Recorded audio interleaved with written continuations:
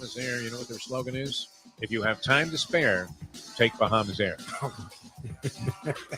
They don't even care about being an hour late. It's not even Spirit Airlines where you have the aggravated people up there at the desk frantically going around changing the time. They don't even give a shit, right? The plane's not even there yet. And it's 4:30. We're supposed to take off at 4, and they still have big letters on time because they're on island time. You're already late. They have to put in parentheses island on island time. They don't give a flying one. I mean, there's no regard for time, whatsoever with Bahamas Air. I'm on time. You're 45 minutes late. There's no plane in the hangar. Nothing at the gate. And then it does arrive, sometimes airlines, they hustle, they turn the thing around pretty quickly, and you're amazed, going, wow, that's a pretty good job there. Did you make sure you have enough gas to get to Cleveland? Yeah, exactly. They pull in, they're already an hour late. We'll take another hour. Why don't you guys go to the bar and have a Bahama Mama? A couple of maraschino cherries thrown in there right on the top there with some foam and some whipped cream. They don't care. If you have time to spare, fly Bahamas Air. I believe that is their marketing slogan. The time. Wake up with Defo, joined by Lubie. Welcome to the Defo Show.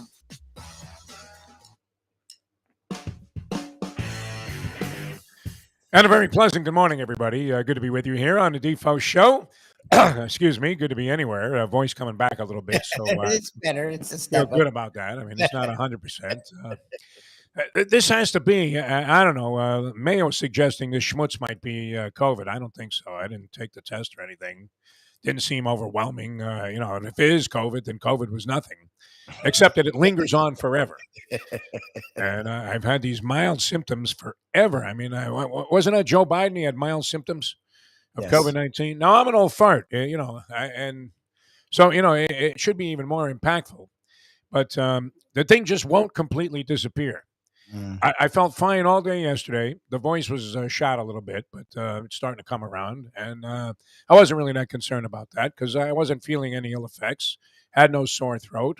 Head wasn't clogged up. No sinus congestion. Wasn't coughing. And then about 2 a.m. last night, a coughing fit. Of course, right? I mean, just absolutely annihilated. And so I started gargling with NyQuil, and that knocks you out cold. Fortunately, my dog jumped on me this morning at about 5:45, and it was like the alarm's blaring. Everything's going haywire in my room here, and I did manage to get up. That's part of the health news on the Defo front. There's been a lot of concern about what the hell is going on with my left foot here, my big left toe. I finally made it to a doctor, which I play tennis every Monday night with my friend Dr. Jerry Perlmutter. He's a well-respected and accomplished podiatrist here in town. He does a lot. I didn't realize how busy this guy was. and now I don't feel so good about throwing all those drop shots in on him. When I know he has 2 of the worst knees this side of Jim Otto. May he rest in peace. Okay. You ever see Otto? Any features on Jim Otto? Yes. Anytime back in the day when they were talking about the and people didn't like to talk about the debilitating effects of playing in the NFL. Nobody liked to really mention it. No. Right? Concussions were never discussed. We never heard the word protocol. It didn't exist in the vernacular of National Football League talk. Protocol. What the hell is that? Protocol. Is that the order you have to get on? In terms of being on a list to get Giants tickets, protocol was one of the personal seat licensing. Anybody do that, by the way? Pay for like $25,000 for personal seat licensing when you can walk up to almost any game now and get a couple of tickets for $8 once they kick the ball off. Imagine it, and you're sitting in a better seat than the guy that paid $50,000 for the right to buy the tickets, who's also paying $200 a copy. Exactly. Thank you, Raj. It's all about the fans. It's all about the fans. They're a clever fan. I mean, you go on StubHub and you see tickets for Dolphin games for $6. I don't know if they're that low because the team's actually fairly exciting this year, which is something that has been missing. At 8-6, this is the most exciting 8-6 we have seen since Danny Boy was playing. I will give them that. I mean, I don't know that Tua is the franchise quarterback or a guy that's going to take you to several championships. I'm not sure that that's been established yet. Certainly it hasn't because he hasn't won anything, but and we'll see how he performs. I thought he acquitted himself pretty well in his Buffalo game, considering all of the different factors, including the weather. he kept them in the game, right? Had them in a chance with a chance to win. I mean, if they don't give up 32 points, which wasn't really on the offense, it wasn't like they turned the ball over or he threw 2 pick sixes. You couldn't really ask them much more of the guy. Put 29 points on the board, and they had a shot to win the ball game. And every time Buffalo did something, they responded, and they even took the lead. Yes. So I thought that was a good ball game by Tua Tagovailoa. But far and away, the most exciting player that we've seen, or offense we've seen, in the last 20 years. And we've been through a lot, have we not, with this Dolphin team? Jay Fiedler. I mean, he was the high point. I think the low point was when Jimmy, my good friend Jimmy Johnson, and I don't know, he's my good friend, but I love Jimmy. And we will get down there to Jimmy Johnson's big show. Are you working on that, Lubie? I actually am going to reach back out to Amanda today. Let's get down there. A week or so ago, and I haven't heard back. They seem to get really busy down there, which is good for them. Not great for us. Well, 'tis the season, and not only, I mean, imagine being in Key Largo for the Christmas week. That'd be fantastic. You're some fat slob from Minnesota, or maybe you're one of those goofballs that was in Buffalo or Green Bay, and you're running around in 12-degree temperatures with no shirt on. Did you really have to represent yourself as being just blatantly stupid if you're a fan of these teams? Or does that show bravado? What do you think? I mean, I don't know. You didn't grow up around cold weather. We were just talking about taking the shirt off and all that. I think that's insane. Jalen Phillips did it to show that, see us, because he's from the West Coast, playing in South Florida. See us, South Floridians, we can do it too. It's like, do what? Get pneumoninia? It's stupid. I mean, if you take your shirt off, I want to see like 3 layers of thermal underwear. Exactly. I don't want you getting pneumonia, Jalen. Having attended Syracuse University, Lubie and I were just discussing this before we popped on. And I mean, you can't imagine this kind of cold. You really can. I mean, it really is almost inconceivable if you're from any other area of the country, including New York City, where it wasn't like I grew up without snow. There were plenty of snowstorms. There were plenty of cold days. There were plenty of sub-zero temperatures. It wasn't as frequent, but from, I would say, not even October, like maybe late September through May. This is true. Through May, Oh my God. you could be in a blizzard. Oh, Jesus. An Antarctic blizzard with temperatures that with the wind chill go below 50, below zero. In May. Anytime. It happened to me. I have visions of an incident. I was dating this girl my senior year, and I was in love with this girl. I had been kind of eyeballing her for a couple of years, but she had a boyfriend. I had a girlfriend. And then finally we connected, and she says, hey, well, why don't we go to Florida for our spring break? Right? This is spring break in April. All right. So I say, yeah, that sounds great. So she had a Camaro. And, I didn't even have a car at that point because you didn't really need one in the life that I was living there at school and then going back to New York. Didn't really need a car. So I didn't have one. And so we take her car, and she takes the snow tires off the car because we're driving to Florida. All right. We're driving back now. This is mid-April. And we get caught in a blizzard on the New York Thruway. And I can still see it. You remember certain things with a visual. I mean, my memory is all based on visualization. Yeah. And I can picture this, and I remember the horrible feeling I had because the car spins out. She's driving at that time. She's driving, and the car spins out of control and is actually going the wrong direction on the New York Thruway, which is 2 lanes on each side. And we have no control over the steering wheel. It's like being Jimmy Olsen on those cliffs in one of the Superman episodes where they, put the put the fluid in the brakes so that they don't work anymore. And then, out of nowhere, Superman comes flying in and just happens to stop the car. In this case, we are looking straight on, going the wrong way on the Thruway in heavy snow, which is also sort of blinding. And like a 16-wheeler is coming straight at us in one of the lanes. Oh, Fortunately, the car spun off on its own to the side of the road. And we both looked at each other and said, must be destiny. I should have married a girl right on the spot. Beautiful girl. Would have been my dream. Would have been horrible for her to spend the next 52 years with me. Can you imagine? What a ride I would have taken this one on. Oh, my God. I did connect with her later on about, I don't know, I want to say about 15 years ago. Oh, when that's funny. Facebook first came out, and it became popular. I guess I've been on it about 12, 15 years. How long has Facebook been around? 2005. Okay, so we're right in that category there. Yeah. Somehow she pops up, and we ended up getting together. We were both fighting unattached at the time. And it was one of those things, not quite a Jersey Kyle story where he fell back in love with his high school girlfriend. But, we spent a little time together and then realized that we were pretty much going in very diverse directions. I'm sure she realized, that would have been a huge mistake. And I have no regrets about any of that. But this is in April I'm talking about, Lubie. April. I get it. Nearly lost my life to a snowstorm in upstate New York. No way. Just absolutely horrendous. But people that run around without a shirt on, I mean, you're a college kid, that's one thing. You're drunk out of your mind. You're drinking Boone's Farm apple. You're sliding down, the hills there in Thornton Park at Syracuse University on lunch trays. Everybody's connected together. And, the buzz from Boone's Farm apple, there must be something medically wrong with it, no? What do you think? How come scientists haven't studied that really bad alcohol? It does something so bizarre to your brain that your behavior becomes even more absurd than it would be if you were just drinking Aqua Velva strained through bread, as I often reference with Mike Mayo when he starts getting too refined about his Pinot Noirs and things like that. But anyway, I don't get it. We saw a lot of it last night, right, in the Green Bay game, which was hard for me to watch because I had the Rams getting 7. I knew that was not enough points for the Rams in that game.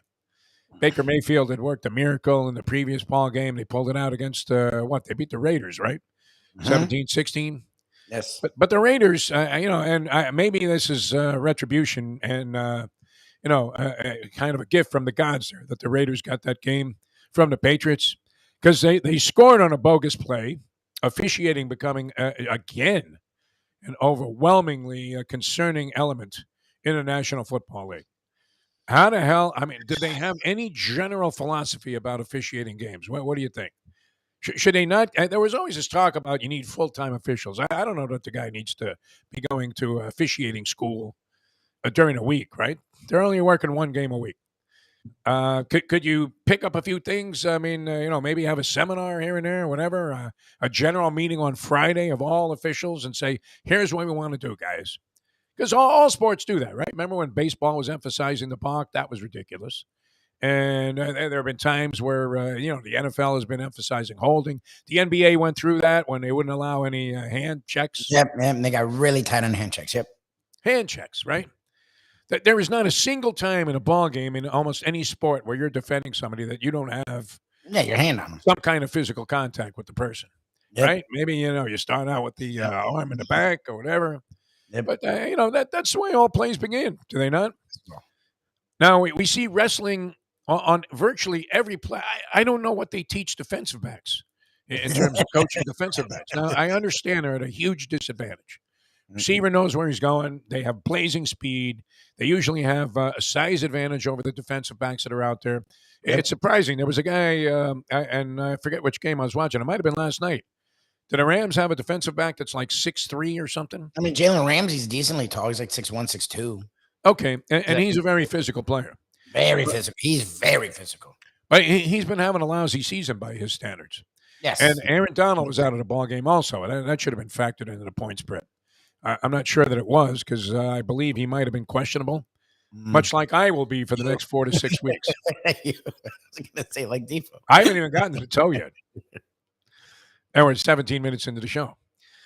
Anyway, where do you want to, do you want to qualify what happened to me or what do you think, Louie? I think everyone who's seen the picture is curious.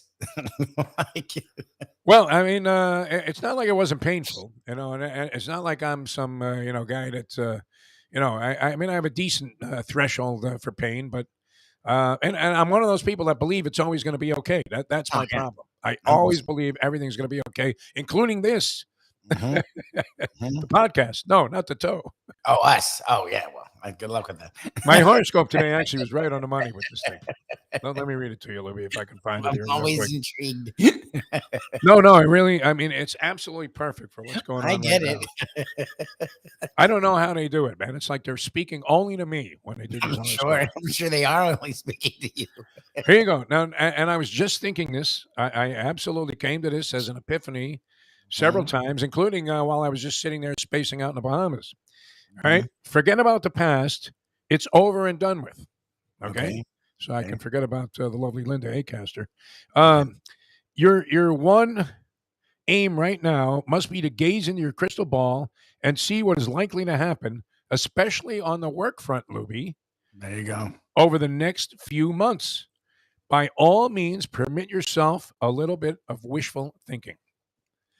I'm telling you, this thing with Jack is going to work out. Not that Jack, but the other Jack. I think it's going to work out. I really do. He speaks a good ball game there, but I haven't seen any money yet. So Mustang was asking me about that the other day. Well, did you get any capital out of that yet? I was like, no, nothing. Zero. Contract, still working on it. Exactly. Why me? Why at this old age do I have to endure the slings and arrows of outrageous misfortune, my friend? But no, we're feeling really good. The toe's broken in 2 places. That was the bottom line. I should have been chasing down drop shots last night, or at least administering a couple of punishing blows with the old dropper. That little, you just shave that thing in there, like you're getting that last thing, right? You put the little slice on there, it drops right over the net, it bounces back onto your side, and the guy looks at you and starts cursing in Spanish, as if he was doing a Dolphin game on CBS, right? Chingala this, chingala that, chingala, chingala, chingala, chingala. Those were the 2 words I knew in Spanish when I was a waiter at the Dharma Grab restaurant, because they had all Mexicans working in the kitchen there, of course. I don't want to stereotype anything, but that's the way it was, man. This was 1975, right? You're Mexican, you're in the kitchen. You're a white Jewish American, you're out there on the floor making hundreds of dollars at a time where a stick was like a lot of money. Anyway, they weren't real happy with the people, because we're always bugging them. Hey, come on, man, where's my main course here? And you would hear constantly, chinga la madre. Which, I don't know. I mean, you understand the translation. It's not good. It's not good. It's like fuck your mother. Basically, they were telling you to fuck your mother. That's what it means. It means every other sentence. I think it's screw your mother. Fuck your mother. Screw your mother. I think it's something of Neither that. is really a pleasant proposition. Thinking that probably not inclined to get involved in that. No. Jose. All right. So what do you do? What do you do with a broken heart? I don't know. What do you do with a broken toe, though? I mean, broken heart. I know you do. A broken toe. I didn't. I thought you do nothing. I didn't realize Mayo was like freaking out about it, and I'm like, I don't know. I thought you don't do anything with a broken toe. There's not much you can do. It was heals itself. And you didn't take care of it, then there could be an infection, and that didn't look good. I'm like, I mean, it didn't look great, but I don't know. No, I believe the infection wasn't necessarily confirmed, but the suspicion was that it's also infected. Okay. So I'm taking some antibiotics. Hopefully that'll relieve that particular pressure, and then the broken toe heals itself. 4 to 6 weeks IR, my friend. And this isn't like a baseball injured reserve. This is legitimate 4 to 6 weeks. So that throws a lot of things out of whack for me, because I was doing just fine with my walk of life. I loved it every year, and I guess there are some alternative options exercise-wise, but what would they be to walking? That was a nice, easy thing. All you were doing was walking. I was playing my tennis. I was running around. I was hopping around pretty good. The knees felt great. For 71 years old, I was thinking this ain't bad. I mean, it's the geezers at Caesars, but, I'm still out here, right? Feel pretty good. I mean, you see some guy in his 30s, he's absolutely gassed, and, you're still running around on the courts there. It felt pretty good. And I'm thinking this could help me maybe make the over on the Greek. Posted 74 and a hook on me a few years ago. I haven't dealt with a lot of broken bones in my lifetime. Have you? I've had two broken wrists in my life. Each one time. Both around the same period of time in my life when I was in my teenage years. The first time, I guess I was under 12 when I broke one wrist ice skating, trying to ice skate. and I went right down, tried to break my fall, and broken wrist. Nope. And then I broke my wrist in a basketball game. And this was one of those recreational league games where I think it was about 15, 16. And I break my wrist on a fall. But we only had, that was a game where I remember this distinctly. We only had 4 guys and we were going against 5. Oh, jeez. But we were winning. So, we had 4 pretty good guys on the team here. And I played the rest of the game with a broken wrist. Nice. I remember, and I scored actually a few points. That might have been my left wrist, so I could still shoot the jumper, right? Although catching the ball was a little bit prohibitive. And I didn't feel that bad. I thought it was okay, like I always do. And I came home, and my parents were out. They had gone out to the theater or something. And I came home, and then as soon as I got home, it started throbbing like I couldn't believe. I mean, just absolutely throbbing. And they didn't get home till hours later. And then they ran me down to some emergency room. And I got the thing set, and it was like 6 weeks out of action. But it was a symbol, a badge of honor if you had a cast on in those days. I don't know that you really want to deal with this kind of stuff now, but not much you can do for the broken toe, Lubie. Dr. Jerry there, Perlmutter, put some tape on the thing, gave me some funky shoe that I can't handle. And so if I'm doing any outside walking, I guess I'll try the shoe. But around the house, forget about it. I'm just going to go ahead and try and tough it out a little bit. But doesn't feel too bad right now. So here we are. Voice has come back. And, that was the story. Legitimate breakage. Probably wasted a week not going to the doctor of recovery time. Yep. So, and I don't know that it exacerbated the situation any, but let's face it, it wasn't a lot of fun. And fortunately, I won't be kicking any left-footed field goals. And it's not my driving foot.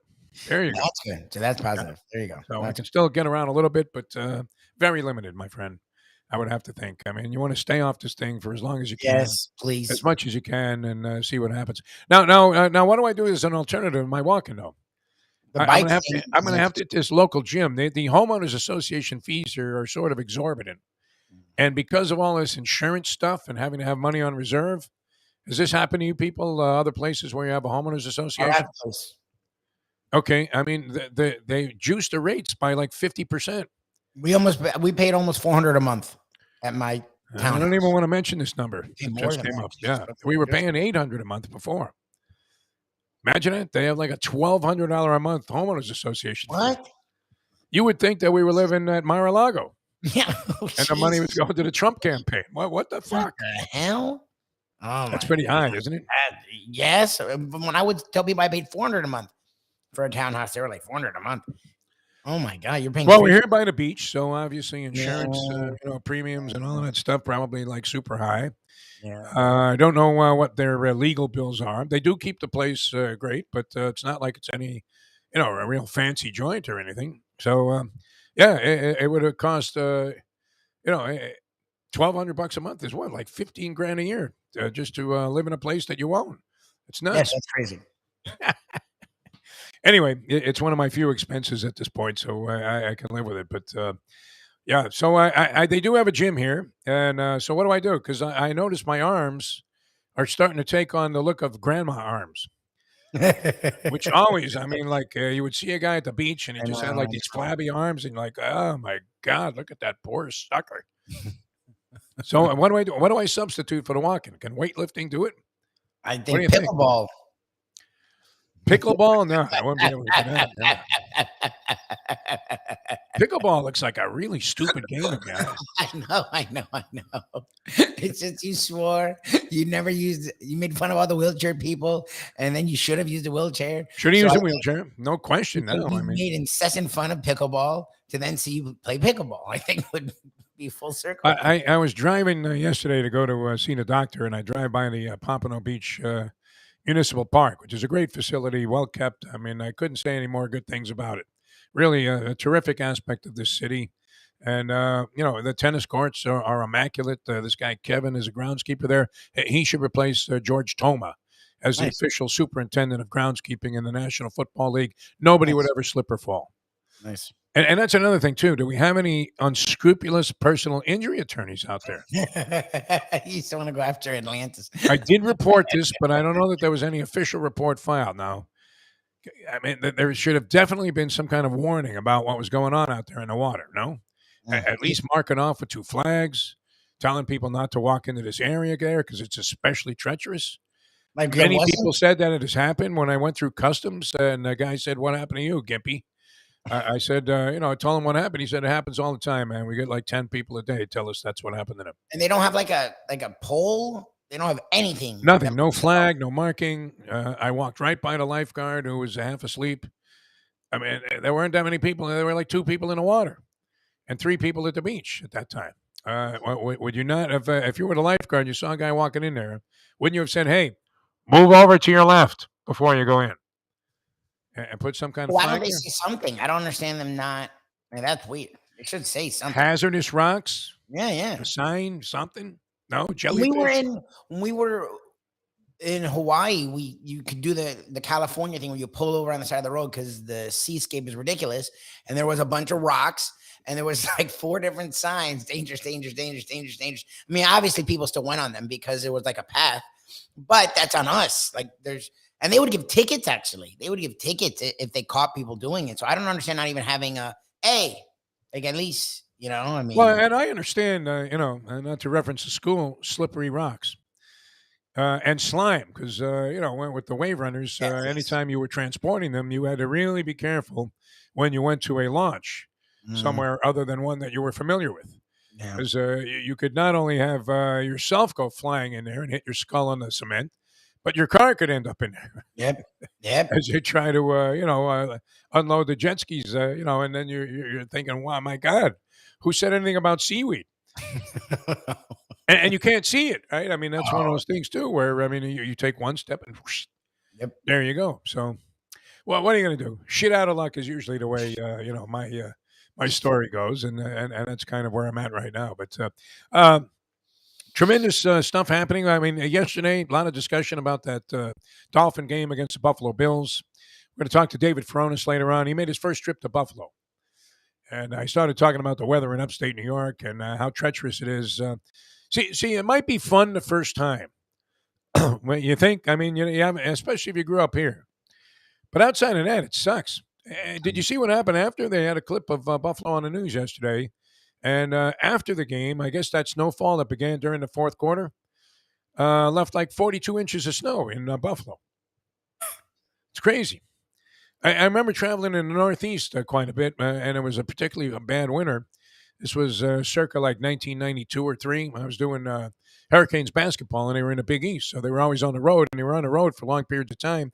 And you were constantly flying between cities and back and forth sometimes, between here, Pittsburgh, Philadelphia, Boston, New York, and everywhere you went that particular year, New Jersey, always a snowstorm, flight chaos. And unfortunately for me, a lot of those flights were booked on. I was able to make the sound. You have it, Lubie? Go ahead. Help me out. Spirit Airlines. Oh, God. Is Spirit even around then? That was Spirit early. is bad in Florida, where there's nothing. Maybe a little rain, occasional bird hits an engine. Oh, my God. It's Spirit An early. engine with snow and chaos and flight cancellations, and the airport closings. Oh, no. Oh man, no, it was a mess. But I don't know if that impacted Furones at all. I think they all got out of there okay, right? Charter flights, Yes. they run right to the airport, they're out of there. No fun. No sweat. You're not sitting in a Buffalo airport for 2 days, looking at the board to see if anything changed. Oh, my God. Right, and all you're seeing is cancel. Exactly. And I can't go back to any hotels. I don't have any more capital to spend. Exactly. And then you become one of those people that you look at when you're going to your flight that are sleeping across 4 chairs with their bags and kids.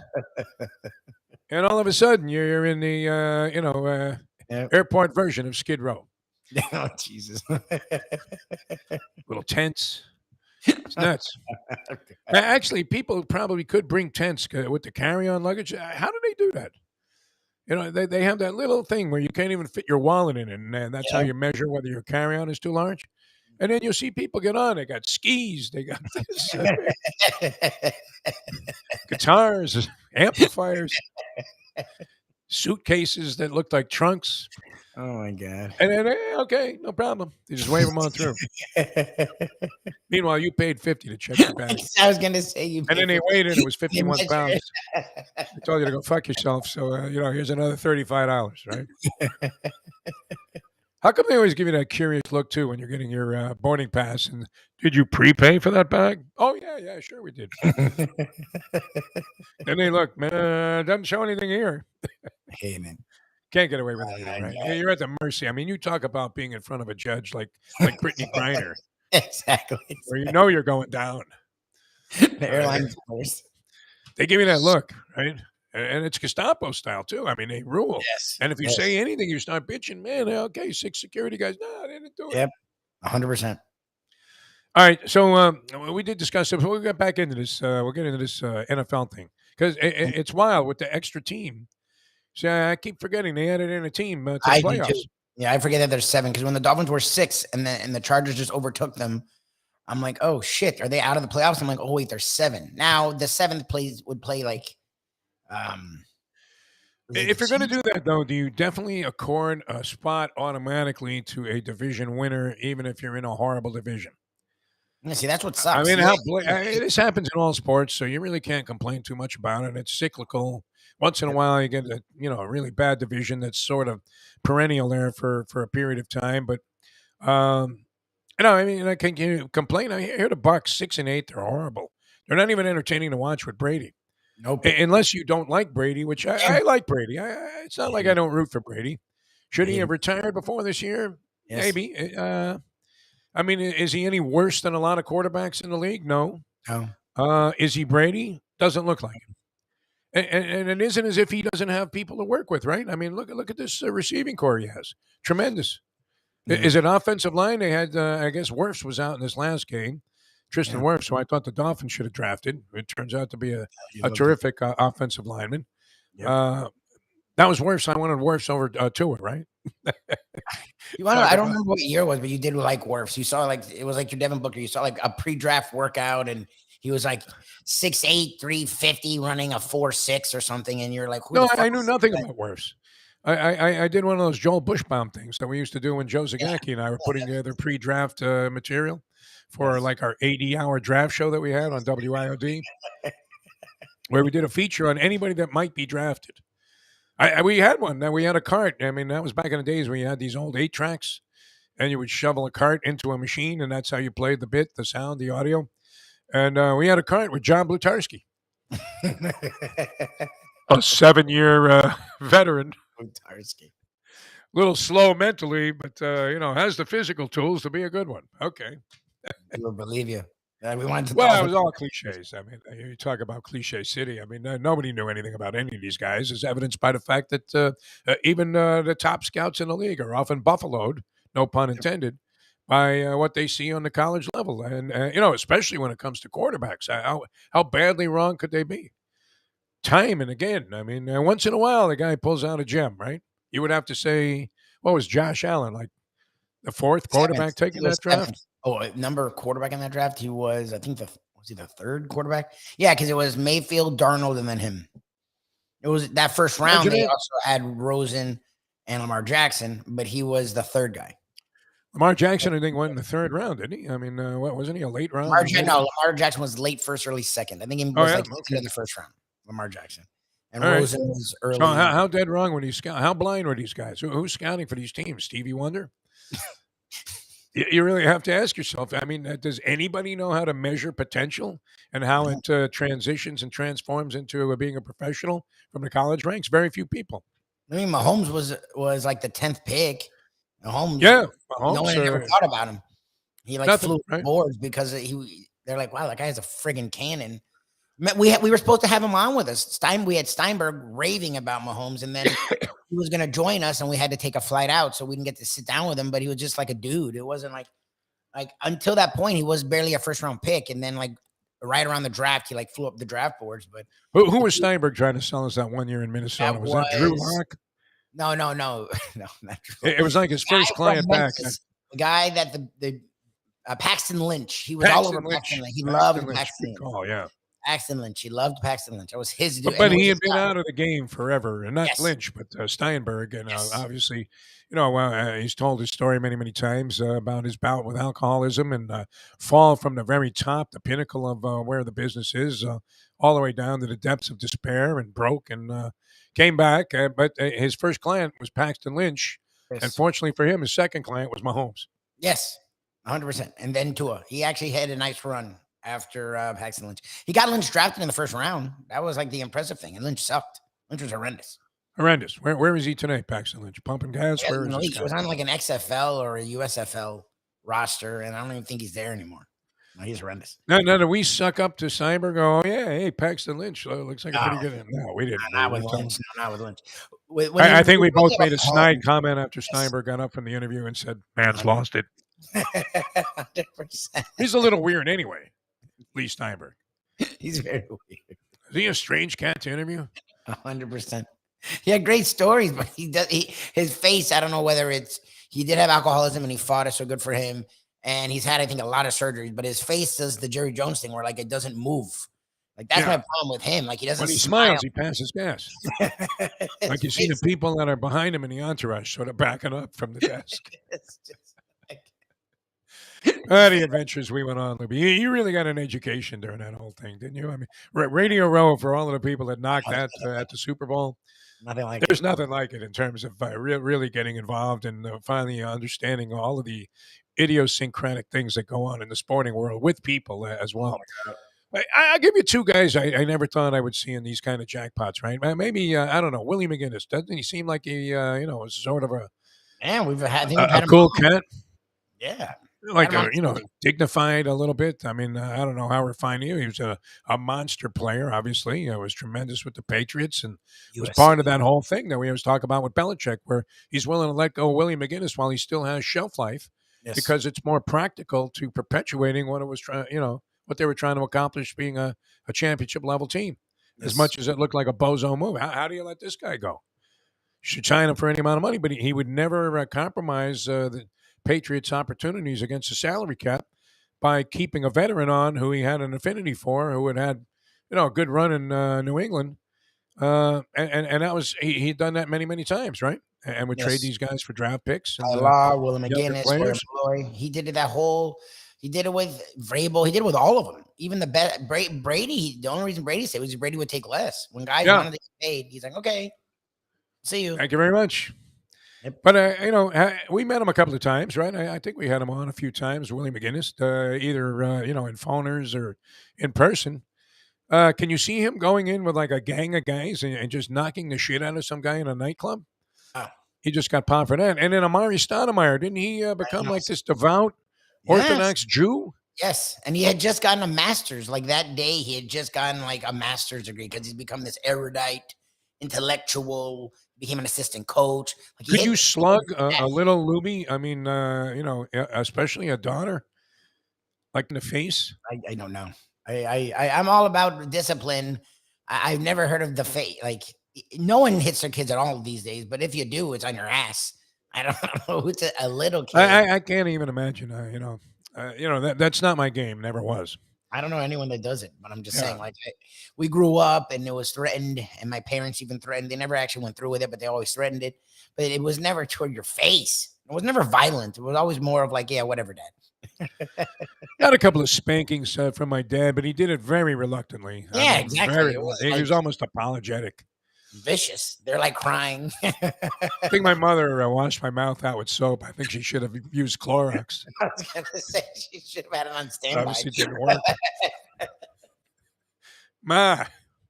But my parents, when they were administering punishment, they did it very reluctantly.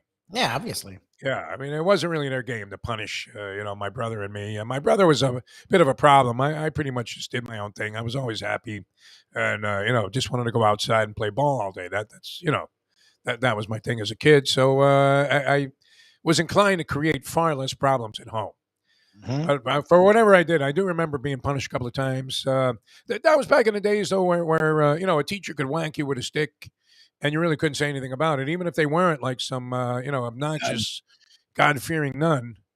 it wasn't out of the realm of possibilities that if a teacher took a ruler and hit you in the ass with it, you wouldn't be able to complain to anybody that was going to listen and be inclined to side with you and your point of view. And there was no, no consequences for the teacher. It wasn't like they got immediately fired like they might be today. But in general, I mean, can you see yourself? I mean, as a devout religious person, no less. Maybe they're the worst. I don't know. They are the worst. They believe stuff blindly, which is the worst thing you can do. Well, I've told this story before, and it was an eye opener for me in terms of religion and what people that are representing religious principles would represent to me. And that was when the Rabbi First, who was a rabbi at our temple in Brooklyn, beat the living shit out of his son right in front of all of the kids in the neighborhood. Oh, really? Beat the living daylights out of this guy. Oh, no. On the street corner. We used to sit on the mailboxes and watch the world go by and talk about things. All of the kids in the neighborhood, there were 3 big mailboxes on the corner. So Nice. people would sit on the mailboxes. We'd shoot the breeze. So the story goes like this. Larry First, who was a friend of mine and the son of the rabbi, we had a field trip from the temple to go to a Yankee game. Now, we were all diehard Yankee fans at the time. I mean, there were no Mets. The other teams had gone, the Dodgers and the Right. Giants. And I was too young to really remember much about that because I think I was 5 when both teams moved out of New York City. So diehard Yankee fans, they had the Mick, they had everybody. I mean, Roger. So we're going to a Yankee game, and you're going to sit in the bleachers out in center field. Normally a 75-cent seat, but that this was a big thing, and all the kids were going. So imagine being the only kid. There was some kind of, it was like some sub holiday, like Shavuos, Yeah. something like Shavuos. What are you talking about, Shavuos? Doesn't he play for the Islanders? Shavuos. What is? There were no Islanders then, but you get the point. Rangers, yeah, exactly. So what happens is we convince Larry that, hey, you can't be the only guy that doesn't go. So he sneaks onto the bus, and we all hide him as if maybe a poor choice of reference, but as if he was Anne Frank. No. I thought you were gonna say a Mexican crossing the border. Yeah. The rabbi comes on the bus there, and we're all around Larry. He's hiding under one of the seats.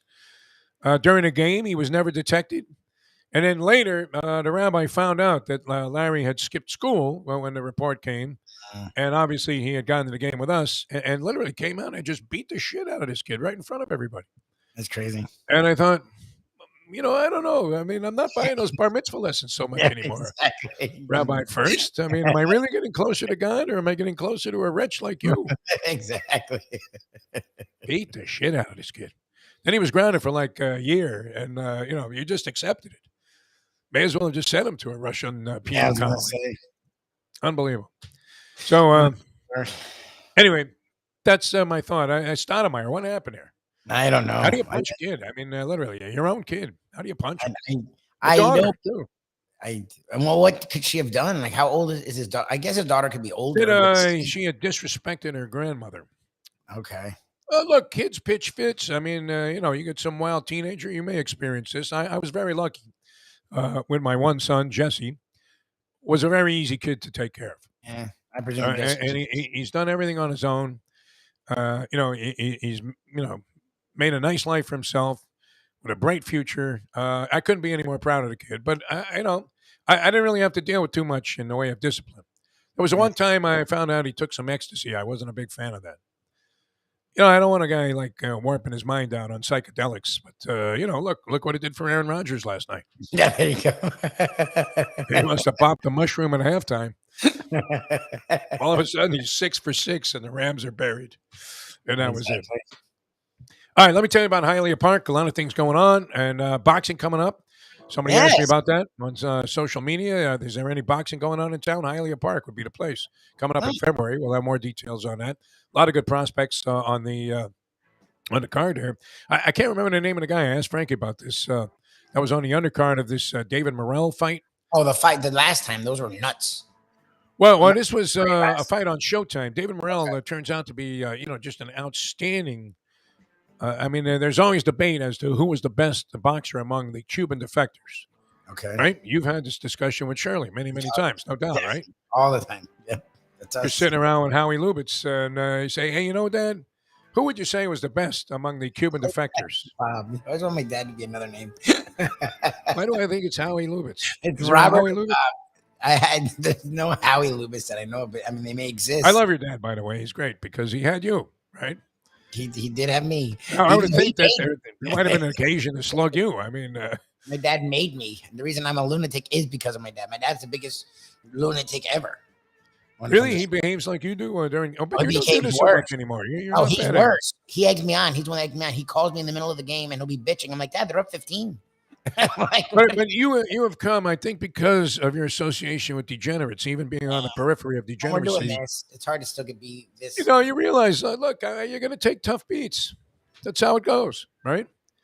If you're, I don't know that the Commanders would have made the 2-point conversion, but the more you see of that play in the end zone, it's impossible not to call pass interference. It's absolutely impossible. That's a joke. Has the league? They're not inclined to apologize to the Commanders with the Dan Snyder situation. What do you apologize for? We let this asshole own a team here for the last 30 years. Exactly. Guys, torturing women, sexual assaults, all kinds of, demeaning behavior going on, radical inequities. General managers and, Gruden are exchanging emails about, hey, look at the tits on that broad. And you don't have a problem with it if you're Roger Goodell, right? Because what do you need? You need like 20-something of the owners to turn on. By now, they should all. The problem is they're all scared. Like the idea is that he's threatened. I have info, and then literally a week after, suddenly that Jerry Jones picture came out. So it's like he probably does have some stuff on him. That's the only reason they wouldn't vote him out. Can you imagine what they have? Irsay is the loudest mouth advocating, or was the departure of Dan Snyder, and then Snyder came back and said, "I got a lot of info." I mean, we have police reports on this guy that are flabbergasting. So. Imagine the inside dope must really, really be something. Because you know how bizarre. Who knew that Tiger Woods liked to sit in a business suit and bang strippers? I didn't know. Did you? What these owners are doing is shit you see in movies. Like these guys do like the crazy shit. Like there's death around it and assaults. Like that's the problem with these guys. Wolf of Wall Street type of stuff. Yes, like real deal crazy shit that they make movies on. Yes, they're billionaires.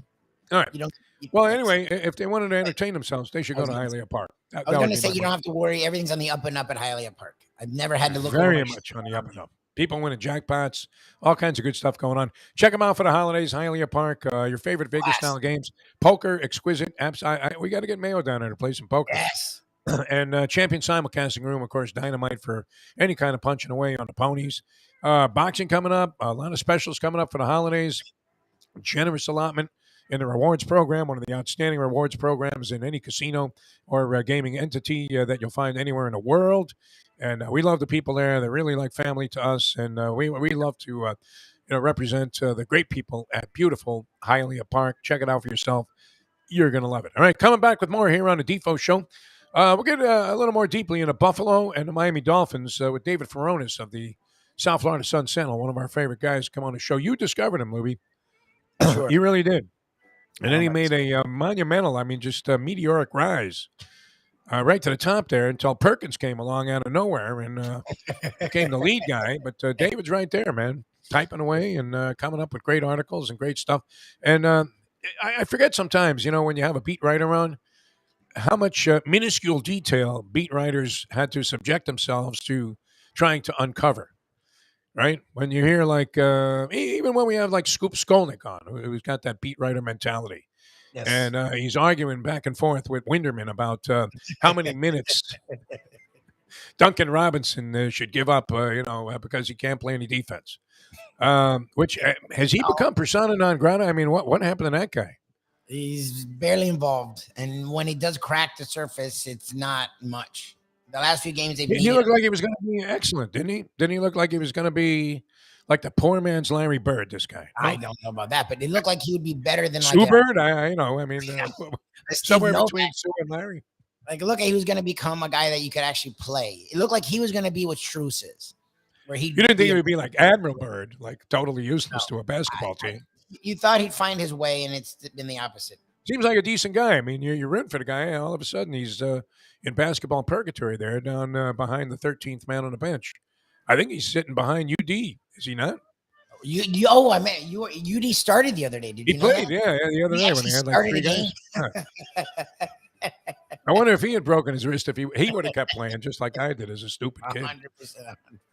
Well, you couldn't leave the other 3 guys out there. We were winning the game, Louie. We were winning. That's what it's all about. I literally got hit by a ball when I was 6, had a black eye, couldn't see out of the right eye in a playoff game at 6 and finished the game. So you're talking to the wrong guy. Yeah, you're like Mickey Ward. You're not going to quit. You just finished. Just because Gotti is begging the referee to stop the fight. Come on, look at this guy. All right, we're coming back with more here on the Defo Show. We'll get into some serious stuff here, right? Because we haven't really had. Well, Sarni wants us to talk Canes hoops. Sarni's really anxious. Oh, well, they play Virginia tonight. That's a big ball game for it's a huge Jim Laranega, right? They played some schmink team, I think, and the they other almost night. lost. I wanted to text you, but I was like, maybe he's sleeping. It was literally after we had him. The next game they played, St. Francis. They were losing at half. I'm like, oh my god. I mean, look, they've been in some bizarre tests so far this year. That game Cornell. against what was it? They won by 2. Cornell, yeah. Yes. I mean, they were up like 40 points or something early Yes, that they game. were. They're not. They win 107-105. Yes. Those of us who had the under in that ball game a little disappointed in Jim Laranega for running up the score early. But it turned out to be a very fortuitous thing. You can't have enough points, Louie. You can't have enough points. Yeah, fourth quarter, maybe you got your starters in there, Gino Auriemma. Please. Right? I mean, imagine that. This guy is such an evil force in sports in terms of sportsmanship, Auriemma, that people were happy that this star girl got hurt just because it proved a point that Auriemma is an asshole. A pompous, egocentric.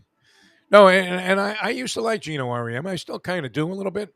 But that business of leaving your starters in when you're playing some, girls' choir, and you've got 7-footers, on your roster, more than they do at Kentucky, and sure enough, you got them all in the game with 36 seconds to go, and you're up by 60. What was it, Paige Buchers? What was that, the girl? Good for you. Yes, I think so. I think she still. That was for Jim Sarni, who thinks I am sexist and don't enjoy women's sports. I will say, he pointed out to me the Louisville women's volleyball team, had some pretty hot girls on there. Those girls are good, man, huh? That's not an easy game when you're playing at that level. Right? Where you're spiking the ball and jumping constantly and blocking things. They're in great shape. That's probably the best. That's as good looking of a sport as there is. Soccer, it's pretty up there too for doing the sports talk chick thing. I mean, what, for players? For good looking athletes. No sport rivals. And soccer. Women's tennis. Unbelievable. Yeah, women's tennis. There are any number of hotties in there, right? Even though she never wins, she's kind of, the modern day Anna Kournikova. Camilla Giorgi from Italy. They all have, it's interesting because they all have fan pages now on Facebook. Okay. Right? So Paula Badosa can look very good. Sabalenka, who's a tall drink of water there and is married to some tough Russian hockey player. She's married to a Russian hockey goon. Can you imagine how tough this guy is? Oh, Jesus. You're in that league where they're flying like Wright Brothers planes. And, talk about beating the shit out of people. So I wouldn't mess with her or make any snide comments there, Louie, because he might come after you, this guy. And they have sources everywhere, they can find you. I mean, any number. Jeannie Bouchard is back in the game. I was going to say Bouchard is great looking. Bouchard's great looking. She's one of maybe a handful, that, are top notch. I mean, 10s that all could be models. Plus, and then you're thinking, wow, how do they play tennis at this level while they're that good looking? It's amazing. I don't know. They have to be mutually exclusive. Well, Federer was a good looking guy, right? I mean, you would have to say, as handsome a man as you're going to find. Not to, I mean, look, you guys that are casting aspersions, like, forget about that. Could you have a man crush on a guy?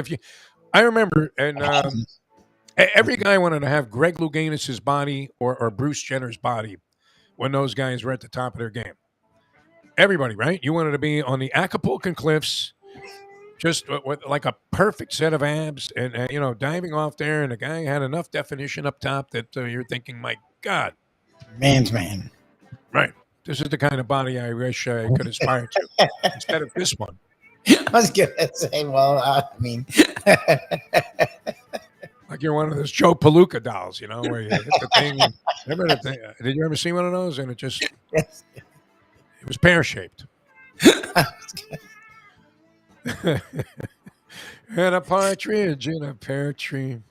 All right, we're coming back with more here on a Defo Show. We killed an hour without doing anything. That's beautiful.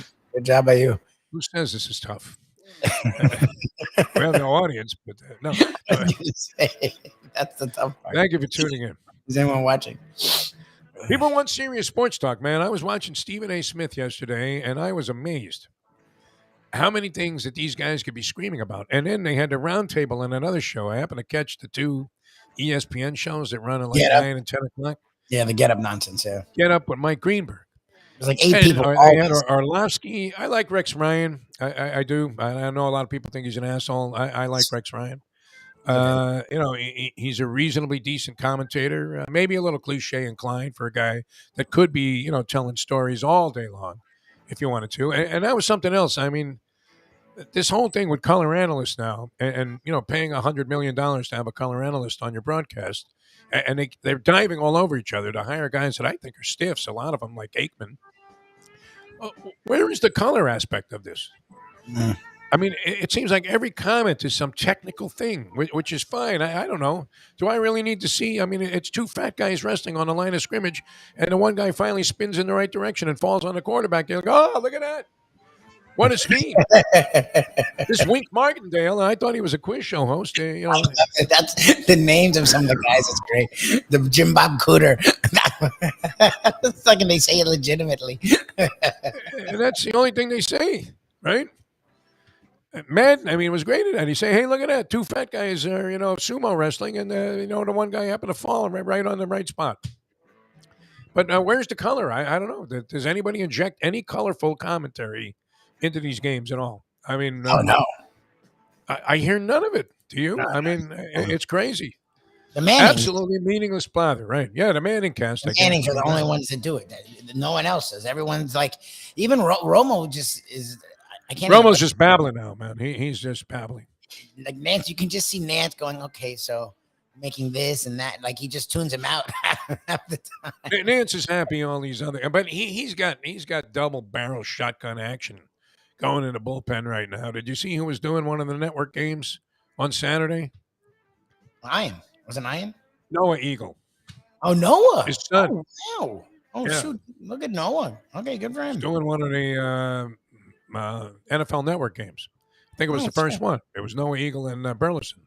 Okay, so that is they funny got their start together doing that Nickelodeon game. I'm like, this sounds like Ian. I'm like, why does this sound like Ian? I'm like, I wouldn't do NFL network games. Son of Ian. So imagine you're Nance. You wake up every morning and like two bullseye, fried eggs. No, don't flip them, Manny. I'll take them straight up. You got these two eyeballs, and they're both on your job there. I think he coasts to the wire, Nance, and realizes that it's only a matter of time where either Ian Eagle or Noah Eagle or both replace him simultaneously. Exactly. And maybe that would be pretty cool because they have a similar look with the glasses, Ian and Noah Eagle. That's funny. What if they just paired them together? That would be great if they just did a game and Charles in the middle. Ian Eagle could easily do color analysis. He's brilliant on that. No, I think you keep Charles. I love Charles. Charles Davis is one guy that actually tries to say something that's somewhat entertaining and not just stupid regurgitated bullshit. So I would love Noah, Ian, and then Charles in the middle trying to decipher the two of them. And he's right, though, and he says this because you know everything that you need to know about the game by the time you're 5 years old.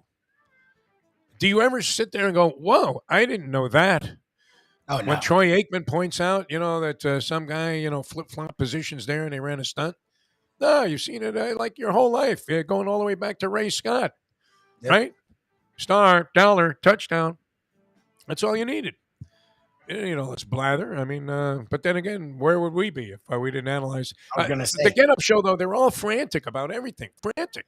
Yes. Everything is a big issue. My Lord. Is this team better off? Because it was like that thing they were talking about. Like, who is under more pressure? Carr with Devontae Adams or Rodgers without him? I don't think either of those guys care. Yeah, who cares? The one guy's, he dumped like Olivia Munn, for Danica Patrick, and he's no doubt got just a long line with felt ropes in front of his house of babes of an extraordinary level of beauty and intelligence and, accomplishment. Right? They're just all lined up for Aaron Rodgers. You think, he's sitting there going, you know what? I think I'm under more pressure than Derek Carr. Aaron Rodgers looks like this year. I don't have Devontae Adams. No, he's not under more pressure. He's under more likelihood to get buried under an avalanche of sackers because they don't have 6 guys covering his prime receiver anymore. But it hasn't really helped out the Raiders either. Because they haven't been able to do much this year. They've had a perfectly awful season, except for this one play there. Jacoby Myers, the law firm, taking a bozo play. Wasn't that like a heads-up player? Yes, Jacoby Myers, and you always think he was kind of a heads-up player. Like he would make the key catch, third down. He's not great. He gets the job done. That's what the Patriots players always do. It was amazing. It made me so happy. Welker, all of these guys. Of all people to throw it back to. Like Mac Jones is not the guy you should be throwing it back to. Who throws a pass halfway across the field? Yeah, I mean, exactly. Now, what if Mac Jones, would he have been in a position to just hurl one upfield? And throw another forward pass? I don't think so. I don't think you're allowed to do it at that fucking point. And they were tied. That was my fault. I never understood why it even started. They made a nice run. Game goes to overtime, whatever. Like who starts pitching it when you're in a tie? Exactly right. You run out of bounds, you go to overtime. Yeah, it's overtime. Plus, I mean, he got screwed on the call there. I started to say that, but then I got sidetracked talking about Rabbi Larry First, or my friend Larry First getting the shit beat out of him by a rabbi whose father was. That was a terrible call. I mean, the guy was out of bounds when he caught the touchdown pass for the Raiders. Clearly. Yep. And they didn't review it or even do anything with it. It was nothing. Don't they review all scoring plays in the last minutes of the game? So who was looking at that? Aikman, who can't ever make a call, right? You see the most blatant fumble. Well, I don't know. Was it coming out? It's like, come on, Troy. They're paying you $20 million a year to do nothing. Nothing. At least call the instant replay for us and give us an opinion so we can say, okay. I mean, we have somebody that's willing to weigh in on this thing because Buck won't touch it either. Well, it's got to be irrefutable. It's like it is irrefutable. The ball hit the guy in the head and it fell to the ground. What a world, man. We got to get in on that racket, man. Should have stayed in play-by-play. Exactly. All right, coming back with more here, and David Furones is going to join us. We'll get into where the Dolphins are at. What happens to the people? Are people sitting there, taking all kinds of anxiety medication that have the over on the 8 wins? Packers going on the road after a Monday night football game against the lousy. Packers looked better last night, but I mean, they were at home versus a bad team. They're on the road versus a good team. I mean, I think the Dolphins should be okay. You're talking the wrong guy. This is it, I would think. No? You have to win. Yeah. No, this is a must-win for the Dolphins. I mean, this is a must-win. The playoffs are busted. Loomed is a very, tough matchup in the beginning of the season. Yeah. Because we thought the Packers were going to be better than they are at 6-8. Yep. Rodgers has had a very, very star-crossed year. At times he looks good. At times he looks horrible. Yep. He had a pass yesterday or last night in a ball game where he just sailed one over his receiver. Now, he might have thought the guy was going to continue towards the goal line, but the guy actually stopped and was in wide open space. Rodgers, who used to be able to pick out the right guy as a matter of routine, throws a Damon Heward dump-off pass at a time where they illustrate that he had one of his top receivers wide open down the middle of the field and missed him. And you could see where Rodgers realized that he had bailed out too soon. So is this the same Aaron Rodgers that we've seen over the years? Oh, not this year. I would think not, right? Oh, not this year. The Dolphins are favored by 4.5. Yeah. 4.5 over the Packers. Would you be willing to lay that? I probably would be. I don't think the Packers are very good. I mean, the Rams were in this game with nobody. They have nothing. They've lost all of their top players. And Mayfield, who's literally just got there still. Baker Mayfield should be on the streets, right? One of those guys you see wandering in the training camp sometimes with a duffel bag. And he goes, and the PR guy comes and meets him, introduces him to the assistant coach. They trot him out to the practice field there. And while nobody's around, he runs a 40. He does a couple of little, drills. And, then they say, okay, Lefty, we'll call you next week if we need you.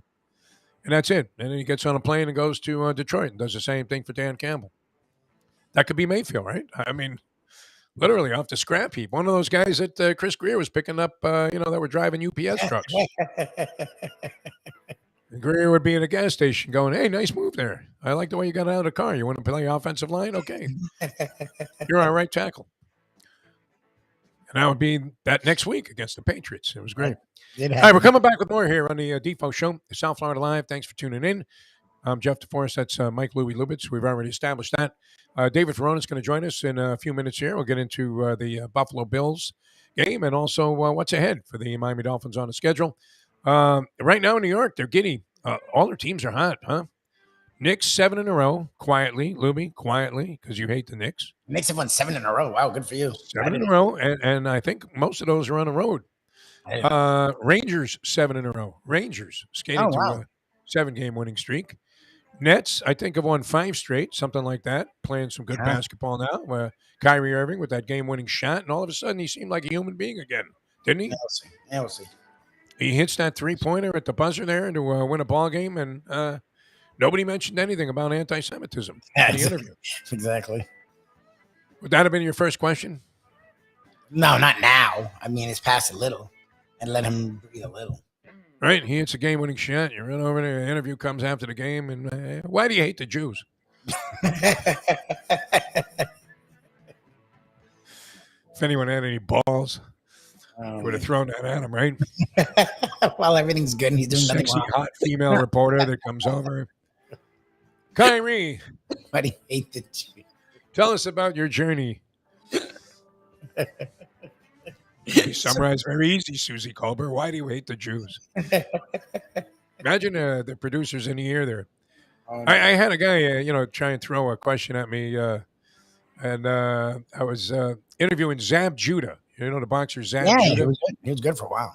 He was good. So I'm doing these, ringside interviews with celebrities during some very expensive productions that were being done by the Seminole tribe there with Warriors Boxing a few years ago. So I get Zab Judah, who had just lost like a disgraceful decision to a guy who everybody thought was a stiff named Carlos Baldomir. Right. Okay. So now, Zab Judah's kind of a cool guy. He was from Brooklyn and he had a very interesting style. Maybe he wasn't the greatest fighter of all time, but he was a very entertaining fighter. Good. Yeah. So as I'm talking to the guy about what he likes about the card or whatever, the guy's telling me, ask him why he threw that fight against Baldomir. No. Loud enough, I think, for the guy to hear. You can hear it. And I'm like, who's this? Now, and I was always on fragile turf with these things, right? Because, they would bring me in and, I wasn't the guy on the crew that everybody was familiar with. I was a local guy that somebody had recommended. Yeah. First time working with these guys. So now what do? Do you go ahead and defy the specific, instructions of the producer of the show, who is also the producer of all Showtime Boxing? Okay.